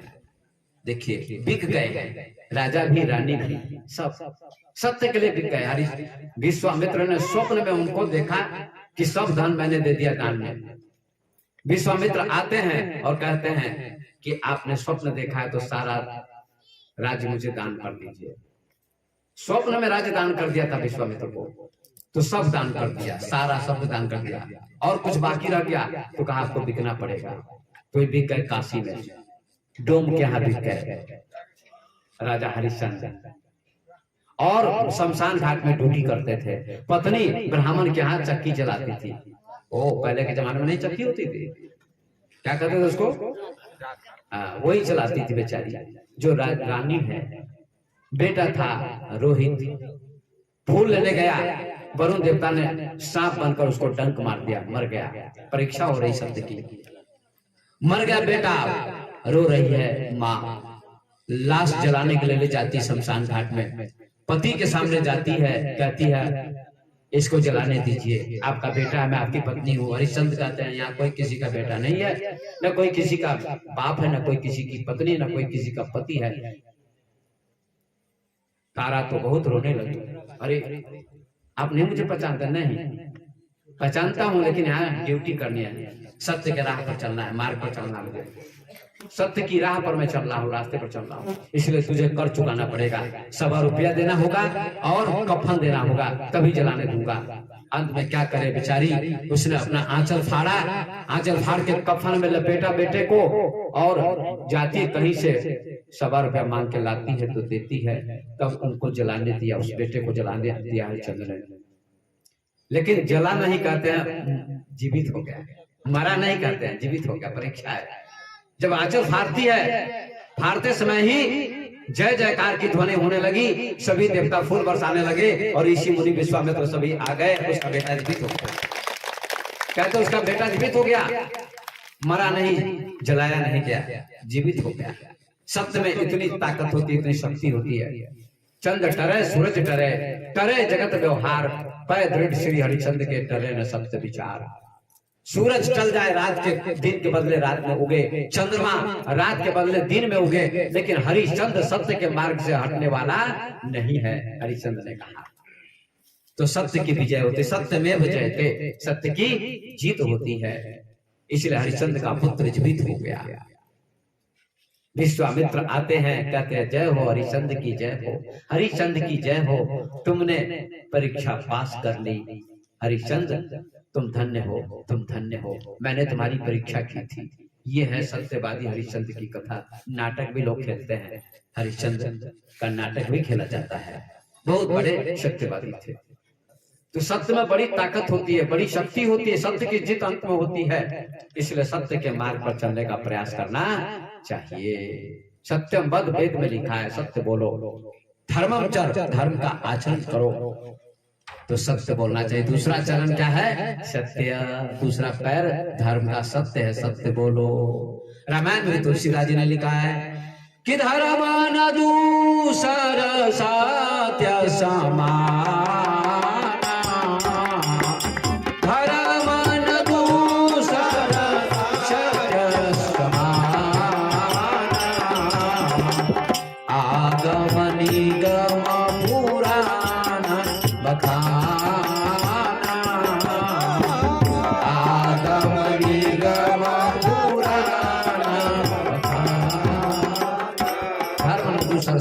समान, असत्य के समान दूसरा कोई धर्म नहीं है। ये गोस्वामी जी ने कहा। ये दूसरा चरण है। तीसरा चरण क्या है? दान। अब दान है तीसरा चरण, तीसरा पैर धर्म का। दान भी करना चाहिए आदमी को, दान करना चाहिए। 10वां अंश दान करना चाहिए हर व्यक्ति को। 10,000 में 1,000 रुपया दान देना चाहिए। समाज में, गरीब में, कहीं कहीं, और गुरु को 10वां अंश गुरु को दीजिए और जीवन जन्म सुफल कर लीजिए। ध्यान दीजिएगा, 10वां अंश गुरु को देना चाहिए। गुरु ज्ञान देते हैं, 10वां अंश को दान करो। देखिए कैसे कैसे दुनिया में दान हो रहा है। ध्यान दीजिएगा थोड़ा, दुनिया में दान हो रहा है। कोई बात नहीं भी बोलिए, नहीं वो जलते रहने दीजिए, धीरे धीरे चुपचाप आके जला दीजिएगा, जलाना हो तो अगरबत्ती है जो भी, लेकिन बोलिए नहीं, शांति सुनिए। बोलिए हरि राजा हरिश्चंद्र महाराज की, कृष्ण कन्हैया लाल की। तो दान करना चाहिए हम लोगों को, दान करना चाहिए। दान बहुत बड़ा धर्म है। चिड़िया चुमुच भर ले गई, घटे न सरिता नीर, दान दिए धन ना घटे, जो सहाय रघुवीर। पक्षी पानी पीता है गंगा में से, नदी में से, कमी आती है? नहीं आती। कितना पानी पिएगा पक्षी? नदी बहती रहती है। आप सिंचाई करते हैं फसल की, फिर भी पानी कम नहीं होता, आता रहता हिमालय से, गंगा में, यमुना में, बड़ी बड़ी नदियों में। नदी दान देती है, गंगा दान देती है, यमुना दान देती है। आप भी दान करिए। सूरज दान देता है। दिन में सूरज निकलता है तो निकलता है तो क्या होता है? सूरज के निकलने से दिन होता है। वैसे हम लोग गलत बोल देते हैं। सूरज दान देता है, प्रकाश देता है, लेकिन सूरज में कोई कमी आती है? जब से सृष्टि तब से सूरज है और प्रकाश मिल रहा है। सूरज कभी बिल मांगता है? बिल, पैसा, सरकार बिजली देती है तो बिल आ जाता है 1 महीने में, आता है कि नहीं आता है? नहीं दीजिएगा तो 3 महीने में तो क्या हो जाएगा? फाइन लगेगा, देना पड़ेगा। इसलिए दान दीजिए। सूरज दे रहा है, चांद दे रहा है, फूल प्रकाश, रोशनी, सुगंध दे रहा है, चांद चांदनी दे रहा है, सूरज प्रकाश दे रहा है, नदी जल दे रही है, पेड़ पौधे फल देते हैं। पेड़ पौधे क्या देते हैं? फल देते हैं। अभी आम के पेड़ में मंजर लगे हुए हैं, फल आएंगे, पकेंगे, हम लोग खाएंगे। पेड़ पौधे भी दान करते हैं, हम लोगों को भी दान करना चाहिए, दान करना चाहिए। लेकिन लोग दान नहीं करते। थोड़ा बहुत दान करते हैं लोग, भक्त लोग आश्रम में, तो कहते हैं बार बार देना पड़ता है। और 1 साल में 1 बार गुरु पूर्णिमा में जाना पड़ता है तो कहते हैं 200 रुपए खर्च हो जाते हैं बाबा, 200 रुपए खर्च हो जाते हैं बाबा। अरे तुम अपने बेटे के लिए लाखों खर्च करते हो, और वही बेटा जब विवाह करता है, पत्नी आती है तो उसको लेकर अलग हो जाता है, दिल्ली बम्बई चला जाता है अगर डॉक्टर इंजीनियर है तो। अब माँ जो है बुढ़ापे में भोजन बनाती रहती है। जिस बेटे के लिए इतना खर्च किया वो बेटा सेवा नहीं करता, वृद्धाश्रम में माँ को भेज देता है, वृंदावन में, है ना, काठमांडू में। ये सब उचित बात है? तो बेटे में भी खर्च करो, बेटी में भी खर्च करो, लेकिन 10वां अंश गुरु में भी खर्च करना चाहिए। गुरु में भी खर्च करना चाहिए। गुरु के लिए कोई ताली बजाया? नहीं बजाया, अच्छे लगते देखते हैं। गुरु के लिए नहीं बजाता है कि कहीं हमारा नंबर न लग जाए, है ना। ब्याज भी पकड़ा गया इसमें? नहीं, ब्याज नहीं पकड़ा। ब्याज बहुत दान करते हैं, बहुत दान करते हैं। आश्रम में पक्का पिटवा दिए हैं। 50,000 रुपए खर्च किए इंडियन हमारे अच्छे जी आश्रम में, 50,000 रुपए खर्च किए हैं, पक्का पिटवा दिए। 1 लाख नेपाली, 1 लाख नेपाली खिड़की भी बनवाए हैं और पक्का पिटवा दिए, फर्श। बहुत दान करते, बराबर फोन भी करते रहते हैं। और यहाँ से बहुत दान जाता है, यहाँ से सभी भक्त लोग बराबर कुछ न कुछ देते रहते, सभी लोग देते हैं। यहाँ के सारे भक्त धन्यवाद के पात्र हैं, बराबर जाता है यहाँ से। अभी यज्ञ में बुलाए बेचू जी, डॉक्टर राम बाबू जी, क्या ये गुरुदेव यज्ञ में प्रवचन दीजिए, यज्ञ हुआ था ना सुनना हमें, वहां भी यज्ञ में प्रवचन दिया।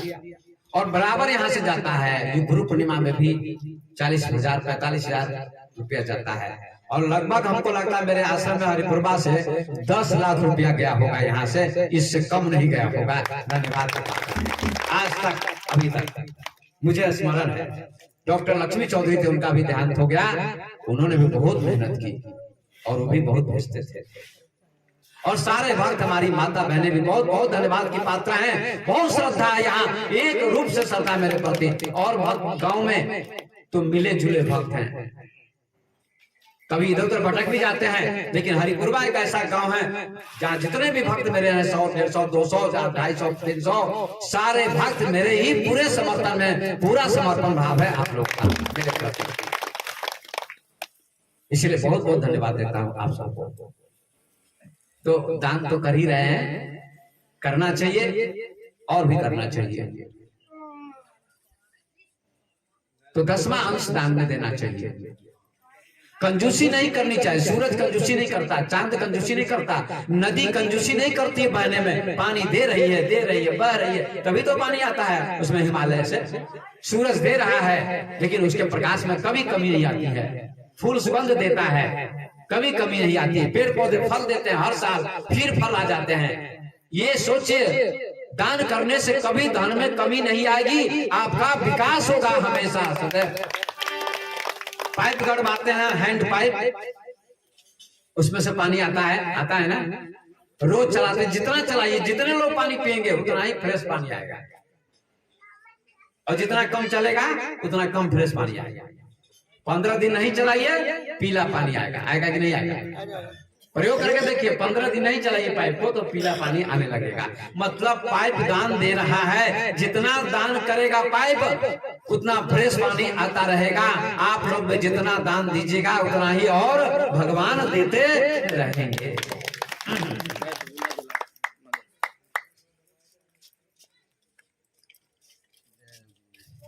इसीलिए किसी ने कहा, का कर बराई राई पाई पाई जोर के, उड़ जाइए सुगन मायक दिन पिंजरबा के छोड़ के, उड़ जाइए सुगन मायक दिन पिंजरबा के छोड़ के।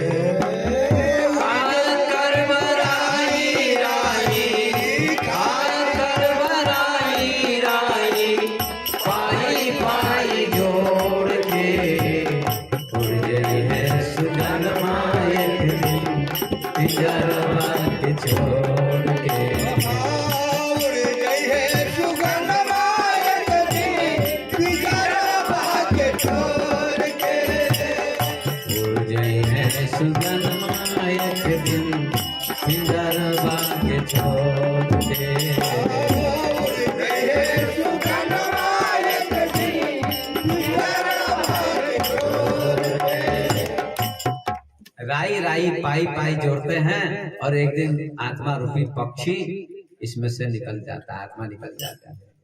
उड़ जाइए सुगनमा एक दिन पिंजरबा के छोड़ के। शरीर पिंजरा है, इसमें से आत्मा निकल जाती है, शरीर मर जाता है, लाश बन जाता है। इसलिए जो भी हम दान कर लेंगे वही मेरे साथ में, आपके साथ में जाएगा। एक बहुत कंजूस आदमी था, कंजूस का बाप मक्खी चूस। कंजूस तो अपने खाता, दूसरों को नहीं देता। मक्खी चूस ना अपने को खाता, अपने खाता ना दूसरों को देता है, ना अपने खाएगा ना दूसरों को देगा। मक्खी घी में पड़ जाए और दूध में, उसके पंख में जब दूध लग जाता है उसको भी जो निचोड़ के खा जाता है चूस के, उसका नाम मक्खी चूस है। सत्यनारायण भगवान की पूजा कराई एक व्यक्ति ने। पंडित जी आए, कहा एक नारियल खरीद के लाओ। नारियल खरीदने गया, तब पूजा होगी, नहीं तो नहीं होगी। बाजार में गया, नारियल का दाम कितना है उसने पूछा, कहा 5 रुपए। कहा बड़ा महंगा है। कंजूस था, मक्खी चूस था, कंजूस का बाप मक्खी चूस। कहा बड़ा महंगा, 5 रुपए इसका दाम है, नहीं लूंगा। दूसरी दुकान पर गया, दूसरे आदमी के पास, कितना इस नारियल का दाम है? कहा 4 रुपए। कहा बड़ा महंगा है। आगे बढ़ गया, तीसरी दुकान पर गया, एक नारियल उठाया, कहा कितना दाम है? कहा 3 रुपए। का बड़ा महंगा है। कम होता जा रहा दाम, फिर भी कहता महंगा है। चौथी दुकान पर गया, कितना दाम है? नारियल उठाया एक, कहा 2 रुपए। कहा बड़ा महंगा है, नहीं लूंगा। 5वीं दुकान पर गया, कहा कितना दाम है नारियल का? कहा 1 रुपया। कहा बड़ा महंगा है, नहीं लूंगा।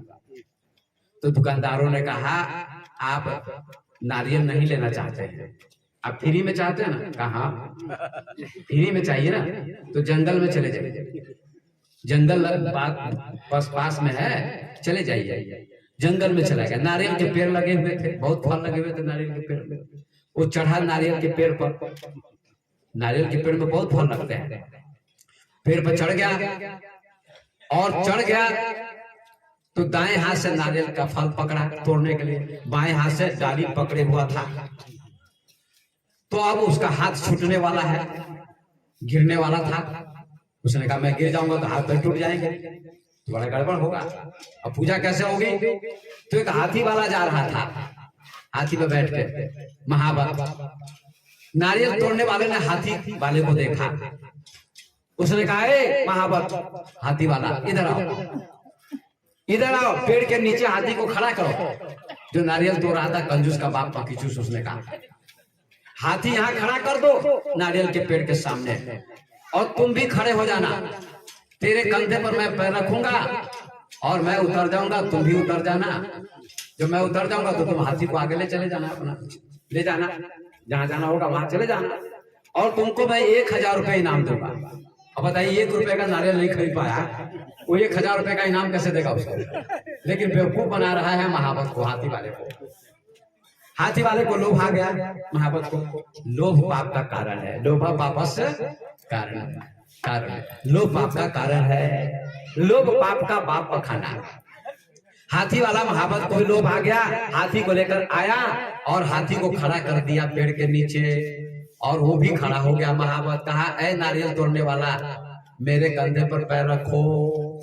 तो नारियल तोड़ने वाले व्यक्ति ने उसके कंधे पर पैर रखा, एक हाथ में नारियल है, बाएं हाथ को छोड़ दिया। जब उसके कंधे पर पैर रखा नारियल तोड़ने वाले व्यक्ति ने महाबत के कंधे पर, तो हाथी चल पड़ा।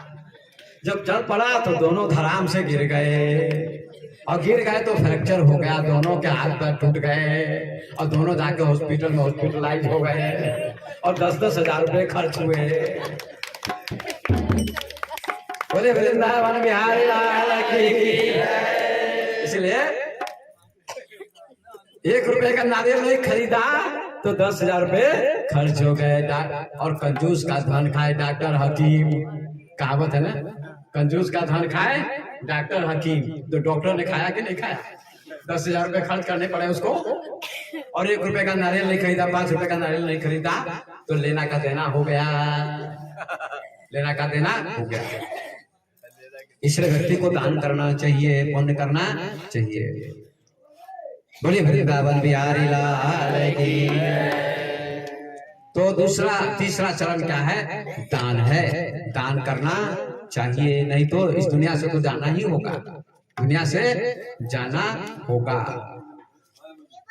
एक दिन जाना होगा जरूर, एक दिन जाना होगा जरूर, एक दिन जाना होगा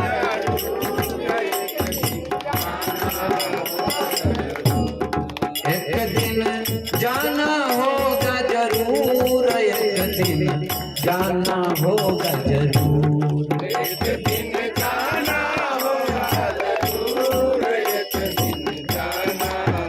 आइए सब लोग, एक दिन जाना होगा जरूर, एक दिन जाना होगा जरूर, एक दिन जाना होगा जरूर, एक दिन जाना होगा जरूर। लक्ष्मण राम अमर जो होते रहते हैं लहजोर, लक्ष्मण राम अमर जो होते रहते हैं लहजोर। भगवान राम भी चले गए, तब कुछ करकर जाना तो पड़ेगा। लक्ष्मण जी भी चले गए, लेकिन उनकी पूजा हो रही, महान कर्म करके गए, जाना तो पड़ेगा लेकिन महान कर्म करके जाओ। राम की पूजा हो रही है, भगवान कृष्ण की पूजा हो रही है, लक्ष्मण जी की पूजा हो रही है, माँ जानकी की पूजा हो रही है, गांधी की पूजा हो रही है, मीरा की पूजा हो रही है, सबरी का नाम हो रहा है। इसलिए जाना तो पड़ेगा, मगर अच्छे कर्म करके जाओगे तो बाद में पूजा होगी, आदर होगा, सम्मान होगा। जब तक सृष्टि रहेगी तब तक नाम चलता रहेगा ऐसे व्यक्ति का। एक दिन जाना होगा जरूर, एक दिन जाना होगा जरूर। एक दिन जाना होगा जरूर, एक दिन जाना होगा जरूर। कुंभकर्ण रावण बड़ा योद्धा कहते थे हम सूर। कुंभकर्ण रावण बड़ा योद्धा कठिन काल ने उनको खाया, कठिन काल ने उनको खाया, हो गए चकनाचूर। एक दिन जाना होगा जरूर। एक दिन जाना होगा जरूर, एक दिन जाना होगा जरूर। एक दिन जाना होगा जरूर। एक दिन जाना होगा जरूर। एक दिन जाना होगा जरूर, एक दिन जाना होगा। अर्जुन से छत्री नहीं जग में करण दान भरपूर। अर्जुन से छत्री नहीं जग में करण दान भरपूर। अर्जुन जैसा छत्री नहीं जगत में कोई हुआ, और कर्ण जैसा कोई दानी नहीं। कर्ण भी दान करता था, प्रत्येक दिन 1.25 तोला सोना दान करता था। कर्ण 1.25 तोला, इतना बड़ा दानी था। भगवान कृष्ण कर्ण की बड़ी प्रशंसा करते थे अर्जुन के सामने। अर्जुन कहता था आप कर्ण की प्रशंसा करते हैं, मेरी नहीं? कहा नहीं, कर्ण की प्रशंसा करूंगा। अगर परीक्षा करनी हो तो चलो कर्ण के घर पर। कर्ण के घर पर जाते कृष्ण भगवान अर्जुन ब्राह्मण का वेश बनाकर।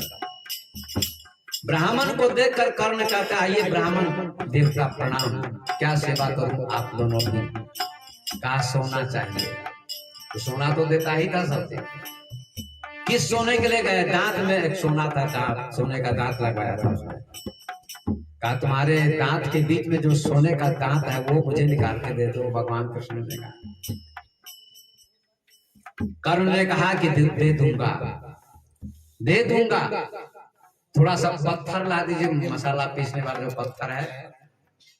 वो घायल हो चुका था, मरने वाला था अर्जुन के बाण से। उस समय अभी मरा नहीं था, उस समय परीक्षा करने जाते हैं, मरने वाला था। अर्जुन कहता है जरा पत्थर दे दीजिए, उस पर अपना दांत पटकूंगा और ये सोने का दांत निकल जाएगा, आप ले लीजिएगा। देखिए मरते समय में भी उसने कहा मैं दान दे दूंगा। भगवान कहते मैं तुम्हारा नौकर नहीं हूं जो पत्थर उठा के दूंगा तुमको। मैं तुमको दांत निकाल के देना होगा स्वयं। कर्ण ने कहा जो आज्ञा। घसीटते जाता है और पत्थर पर मारता है दांत को, दांत बाहर आ जाता है। भगवान कृष्ण अपने रूप में आ जाते हैं, कृष्ण के रूप में अर्जुन भी अपने रूप में आ जाते हैं। और कृष्ण भगवान कहते हैं धन्य हो कर्ण, धन्य हो कर्ण। तुम जैसा दानी न कभी हुआ है न कभी होगा। समय कितना हो गया? अच्छा चलिए 8:30। अच्छा अभी आधा घंटा है, 9 बजे तक कार्यक्रम चलेगा ना। अच्छा 15-20 मिनट, 15 मिनट और। ठीक 15 मिनट और फिर आप दूंगा। कर्ण की बड़ी प्रशंसा की। मृत्यु के समय में भी कर्ण ने घसीट कर पत्थर पर अपना दांत तोड़ा और कृष्ण भगवान को दिया। भगवान कृष्ण की आंखों से आंसू आ गए। कहा धन्य है कर्ण। अर्जुन ने भी कर्ण को प्रणाम किया, कहा धन्य है कर्ण। ऐसा दानी न कभी हुआ है न कभी होगा। उसका नाम अमर है। वही इस वचन में कहते हैं अर्जुन से क्षत्रिय नहीं जग में कर्ण दान भरपूर। अर्जुन से क्षत्रिय नहीं जग में कर्ण दान भरपूर। भीम युधिष्ठिर पांचों पांडव, भीम युधिष्ठिर पांचों पांडव, भीम युधिष्ठिर पांचों पांडव, भीम युधिष्ठिर पांचों पांडव मिल गए माटी धूल। एक दिन जाना होगा जरूर। मिल गए माटी धूल, एक दिन जाना होगा जरूर। एक दिन जाना होगा जरूर। एक दिन जाना होगा जरूर। एक दिन जाना होगा जरूर। एक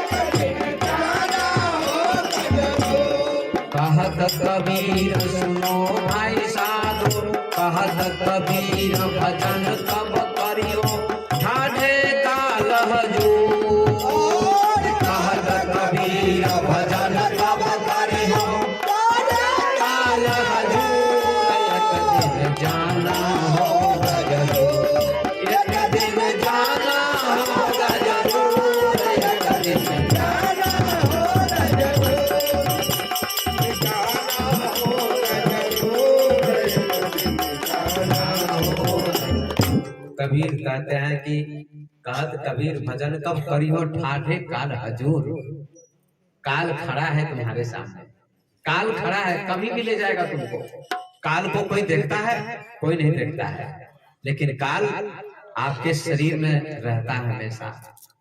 काल हमेशा आपके शरीर में बैठा रहता है। काल माने मौत। नहीं कहते काल काल, काल आ गया ले गया, काल आ गया ले गया। काल ही ले जाता है सबको, काल ही सबको मारता है। किसी को नहीं छोड़ता, साधु को, संत को, राजा को, रंग को, फकीर को, सबको मार देता है। लेकिन अच्छे कर्म करने वाले का नाम होता है। अंतर इतना ही, जाना तो पड़ेगा, काल सबको मारेगा। बचपन आया, फिर उसके बाद जवानी आती है, फिर उसके बाद बुढ़ापा आता है, फिर मृत्यु आ जाती है। मारता कौन है? काल ही मारता है। काल मार देता है सबको। इसलिए भजन करो, सत्संग करो, भक्ति करो, कथा सुनो, सत्कर्म करो, तो दान करो। ये तीसरा चरण है धर्म का। पहला चरण क्या है? तप। दूसरा चरण क्या है? सत्य। और तीसरा चरण क्या है? दान। दान करना चाहिए। लोग कहते हैं हम ही देते हैं दान, शिष्य लोग कहते हैं, भक्त लोग कहते हैं हम दान करते हैं, गुरु जी को देते हैं, या गरीब को देते हैं, या देश को देते हैं, या किसी को देते हैं। आप दान देते हैं जरूर, हम भी तो दान करते हैं ना। हम किस चीज का दान करते हैं?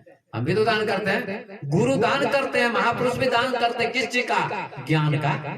मैं दान कर रहा हूँ ना 3 दिनों से, और कई साल से आता हूँ नहीं, और दान देता हूँ, ज्ञान का दान देता हूँ, अपनों को दान करता हूँ। गुरु जैसा कोई दुनिया में दानी नहीं है। गुरु समान दाता नहीं, याचक शिष्य समान, 3 लोक की संपदा सो गुरु दीनी दान। गुरु जैसा कोई दुनिया में दानी नहीं है, संत जैसा, गुरु जैसा। मैं जो शब्द सुना रहा हूँ, प्रवचन सुना रहा हूँ, सत्संग कथा सुना रहा हूँ, इसका मूल्य आप दे सकते हैं? इसकी कीमत चुका सकते हैं? नहीं। कपड़े की कीमत है, सोने चांदी की कीमत है, चावल दाल की कीमत है, लेकिन ज्ञान की कोई कीमत नहीं है। करोड़ों रुपए दे दीजिएगा, फिर भी आप कीमत नहीं चुका सकते हैं। इसलिए मीराबाई ने गाया, पायो जी मैंने राम रतना धन पायो, पायो जी मैंने राम रतना धन पायो, पायो जी मैंने राम रतना धन पायो, पायो जी मैंने राम रतना धन पायो। गाइए सभी लोग प्रेम से, पायो जी मैंने राम रतना धन पायो, पायो जी मैंने बस तू अमोल कर दी मेरे सतगुरु, बस तू अमोल बस तू अमोल कर दी मेरे सतगुरु, बस तू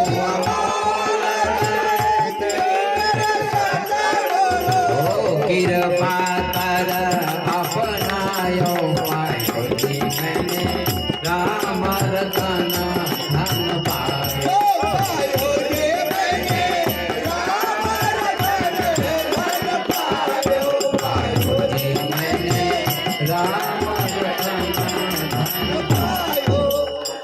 दिल्ली, बम्बई, उत्तर प्रदेश में कथा होती है, भागवत कथा, रामचरितमानस की कथा आप टीवी पर देखते होंगे। मेरा भी प्रवचन यूट्यूब पर आता है, आप लोग सुनिएगा। चैनल मेरा खुला है, ये रिकॉर्डिंग हो रही ना। आज विनोद जी के लड़के ने भी कहा आज हम भी रिकॉर्ड करेंगे अपने घर के लिए, तो अच्छी बात है। और यहाँ भी रिकॉर्डिंग हो रही है, यहाँ भी रिकॉर्डिंग हो रही है। बहुत अच्छी श्रद्धा है इनके लड़के की, पूरे परिवार के।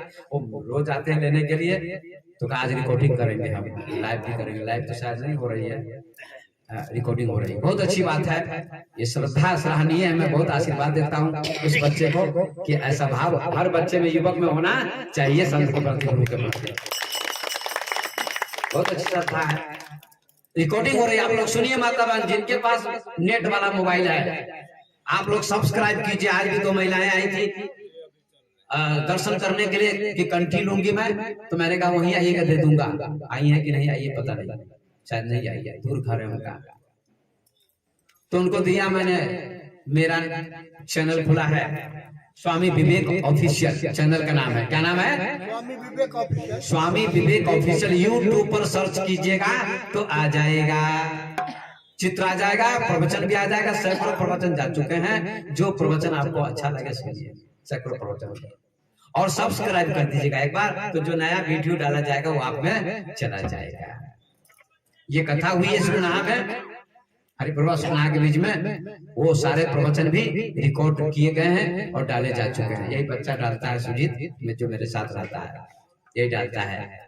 तो मैं निवेदन करता हूं, किनके पास नेट वाला मोबाइल है जरा हाथ उठाइए, हाथ उठाइए ना। किनके पास है 4G नेट वाला मोबाइल? बड़ा बड़ा बड़ा मोबाइल। हाँ हाँ हाँ ठीक है, आपके पास तो है, हाथ भर ही रहे, इन लोगों से पूछता हूँ। और लोगों के पास नहीं है।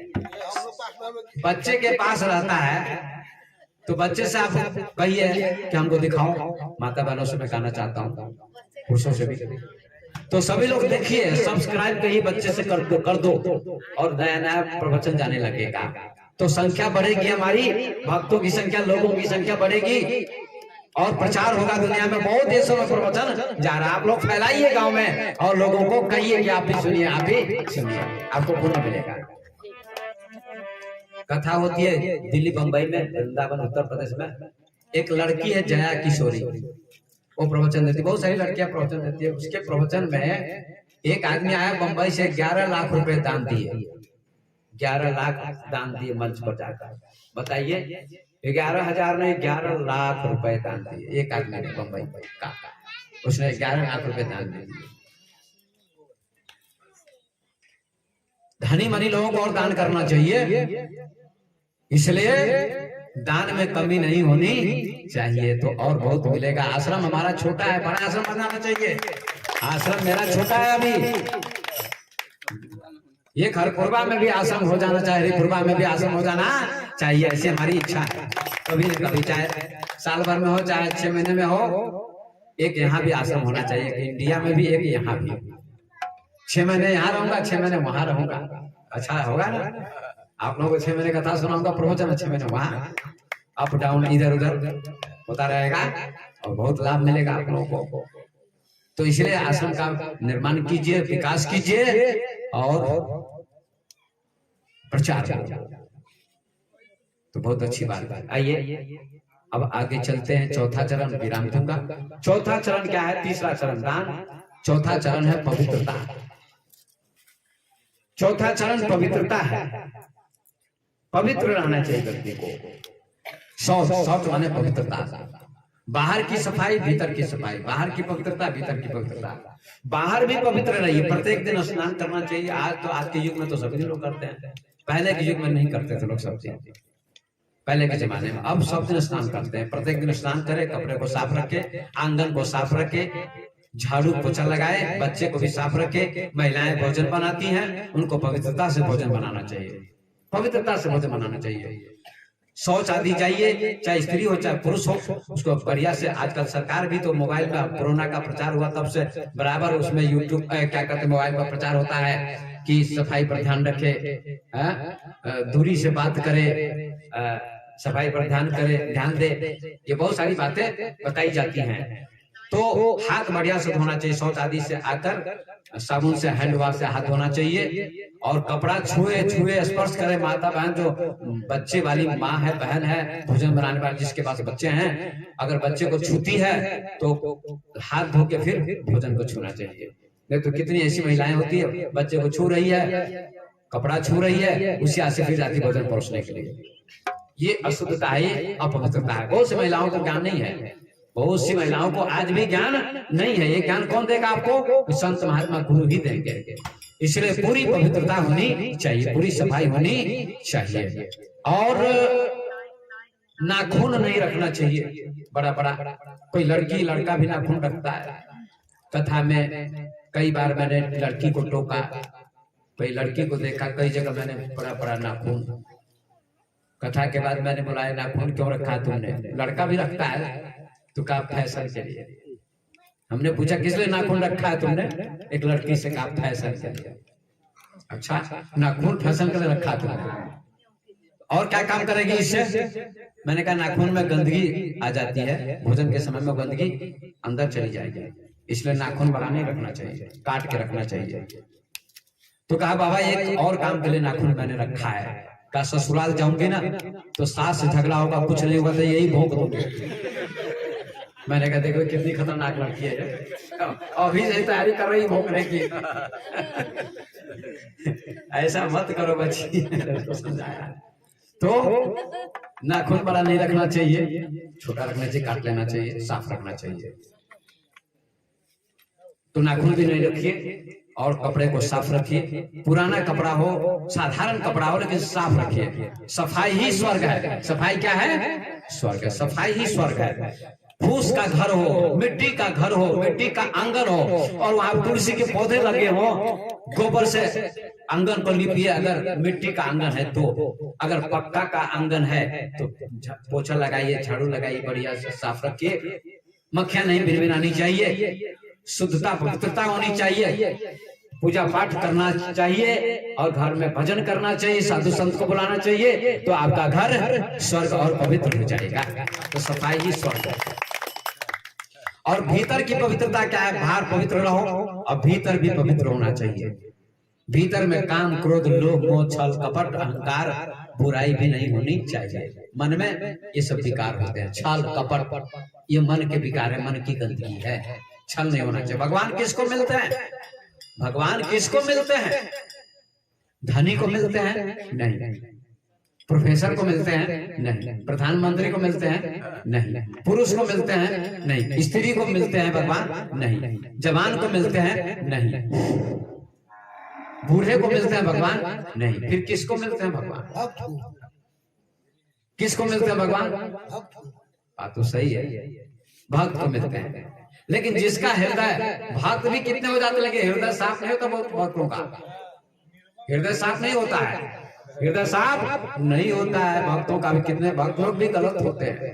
जिसका हृदय साफ होता है उसी को मिलता है। तो जिसका हृदय पवित्र है उसी को भगवान का दर्शन होता है। गोस्वामी जी ने लिखा, निर्मल मन जन सो मोहि पावा, मोहि कपट छल छिद्र न भावा। जिसका मन निर्मल होता है उसी व्यक्ति को भगवान मिलते हैं। निर्मल मन जन सो मोहि पावा। रावण के भाई विभीषण राम की शरण में चले गए, उनको राम का दर्शन भी हो गया और रावण की मृत्यु के बाद लंका के राजा भी बन गए। निर्मल मन जन सो मोहि पावा, मोहि कपट छल छिद्र न भावा। छली मत बनो, कपटी मत बनो। अब अपनी वाणी को मैं विराम देता हूँ। 4 चरणों की मैंने व्याख्या की है। धर्म के 4 चरण होते हैं, तप, सत्य, तप, सत्य बोलो, तप करो, सत्य बोलो, और क्या? दान करो, और पवित्र बनो। पवित्र बनो, गंदा मत रहो, अपवित्र मत बनो। ये 4 चरण धर्म के होते हैं। इन्हीं शब्दों के साथ वाणी को विराम देता हूँ। कल दूसरी चर्चा होगी, फिर 7 बजे से आप लोग उपस्थित हुइए और कथा का लाभ उठाइए। अब आरती होगी।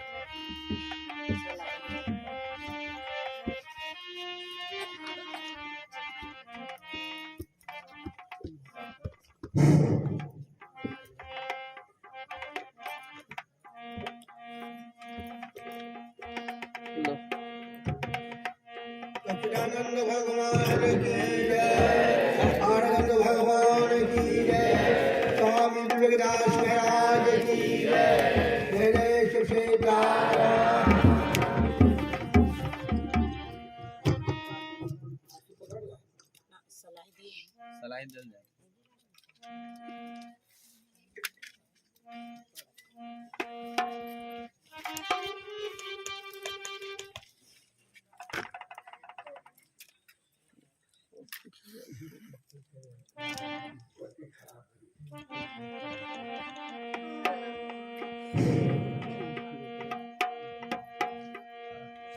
है गिरे घर तेरे यार के गाओ है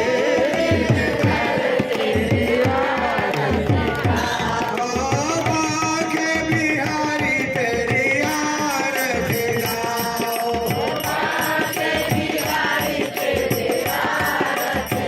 बाबा के बिहारी तेरे यार के गाओ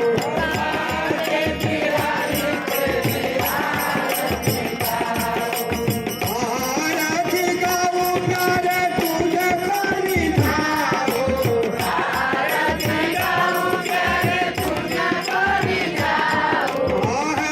गिरे घर तेरे यार के गाओ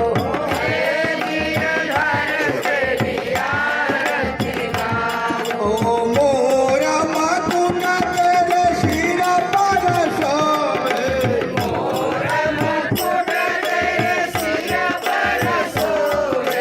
गारे मन से मुनि मन मोहे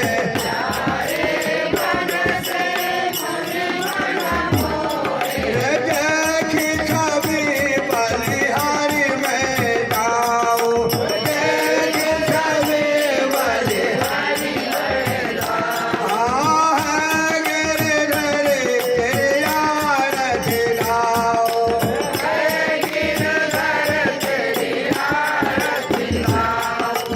आरती गाओ प्यारे तुझे करी जाओ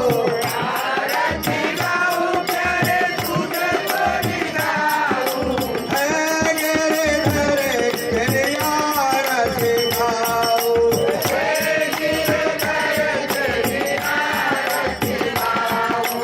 चरणों से लेके गंगा प्यारे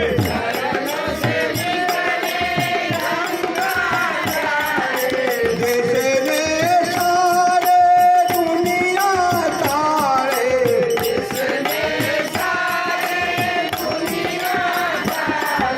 उनको चरण में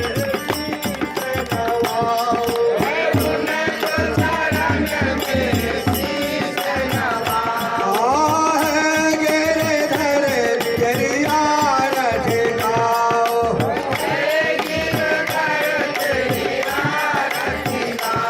है पाक बिहारी तेरे यार के गाओ ओ व्यास दास के नाथ अपना ओ सुख दुख दे मन साथ नाथ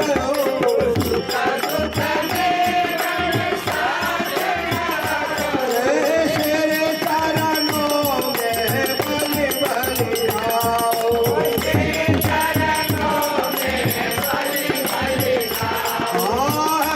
गिरे धरे तेरे यार के गाओ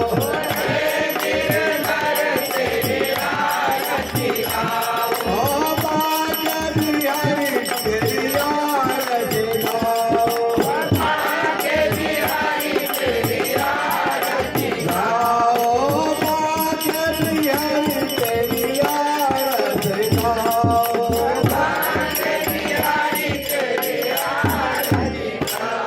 सच्चिदानंद भगवान की जय स्वामी विवेकदास महाराज की जय अपने अपने बसा पिता की जय गुरु गोविंद की जय संत सरोवर की जय संत समाज की जय हनुमान जी महाराज की जय कृष्ण भगवान की जय सरस्वती माता की जय हरपुर नगर बस्ती की जय जय जय श्री सीताराम हर हर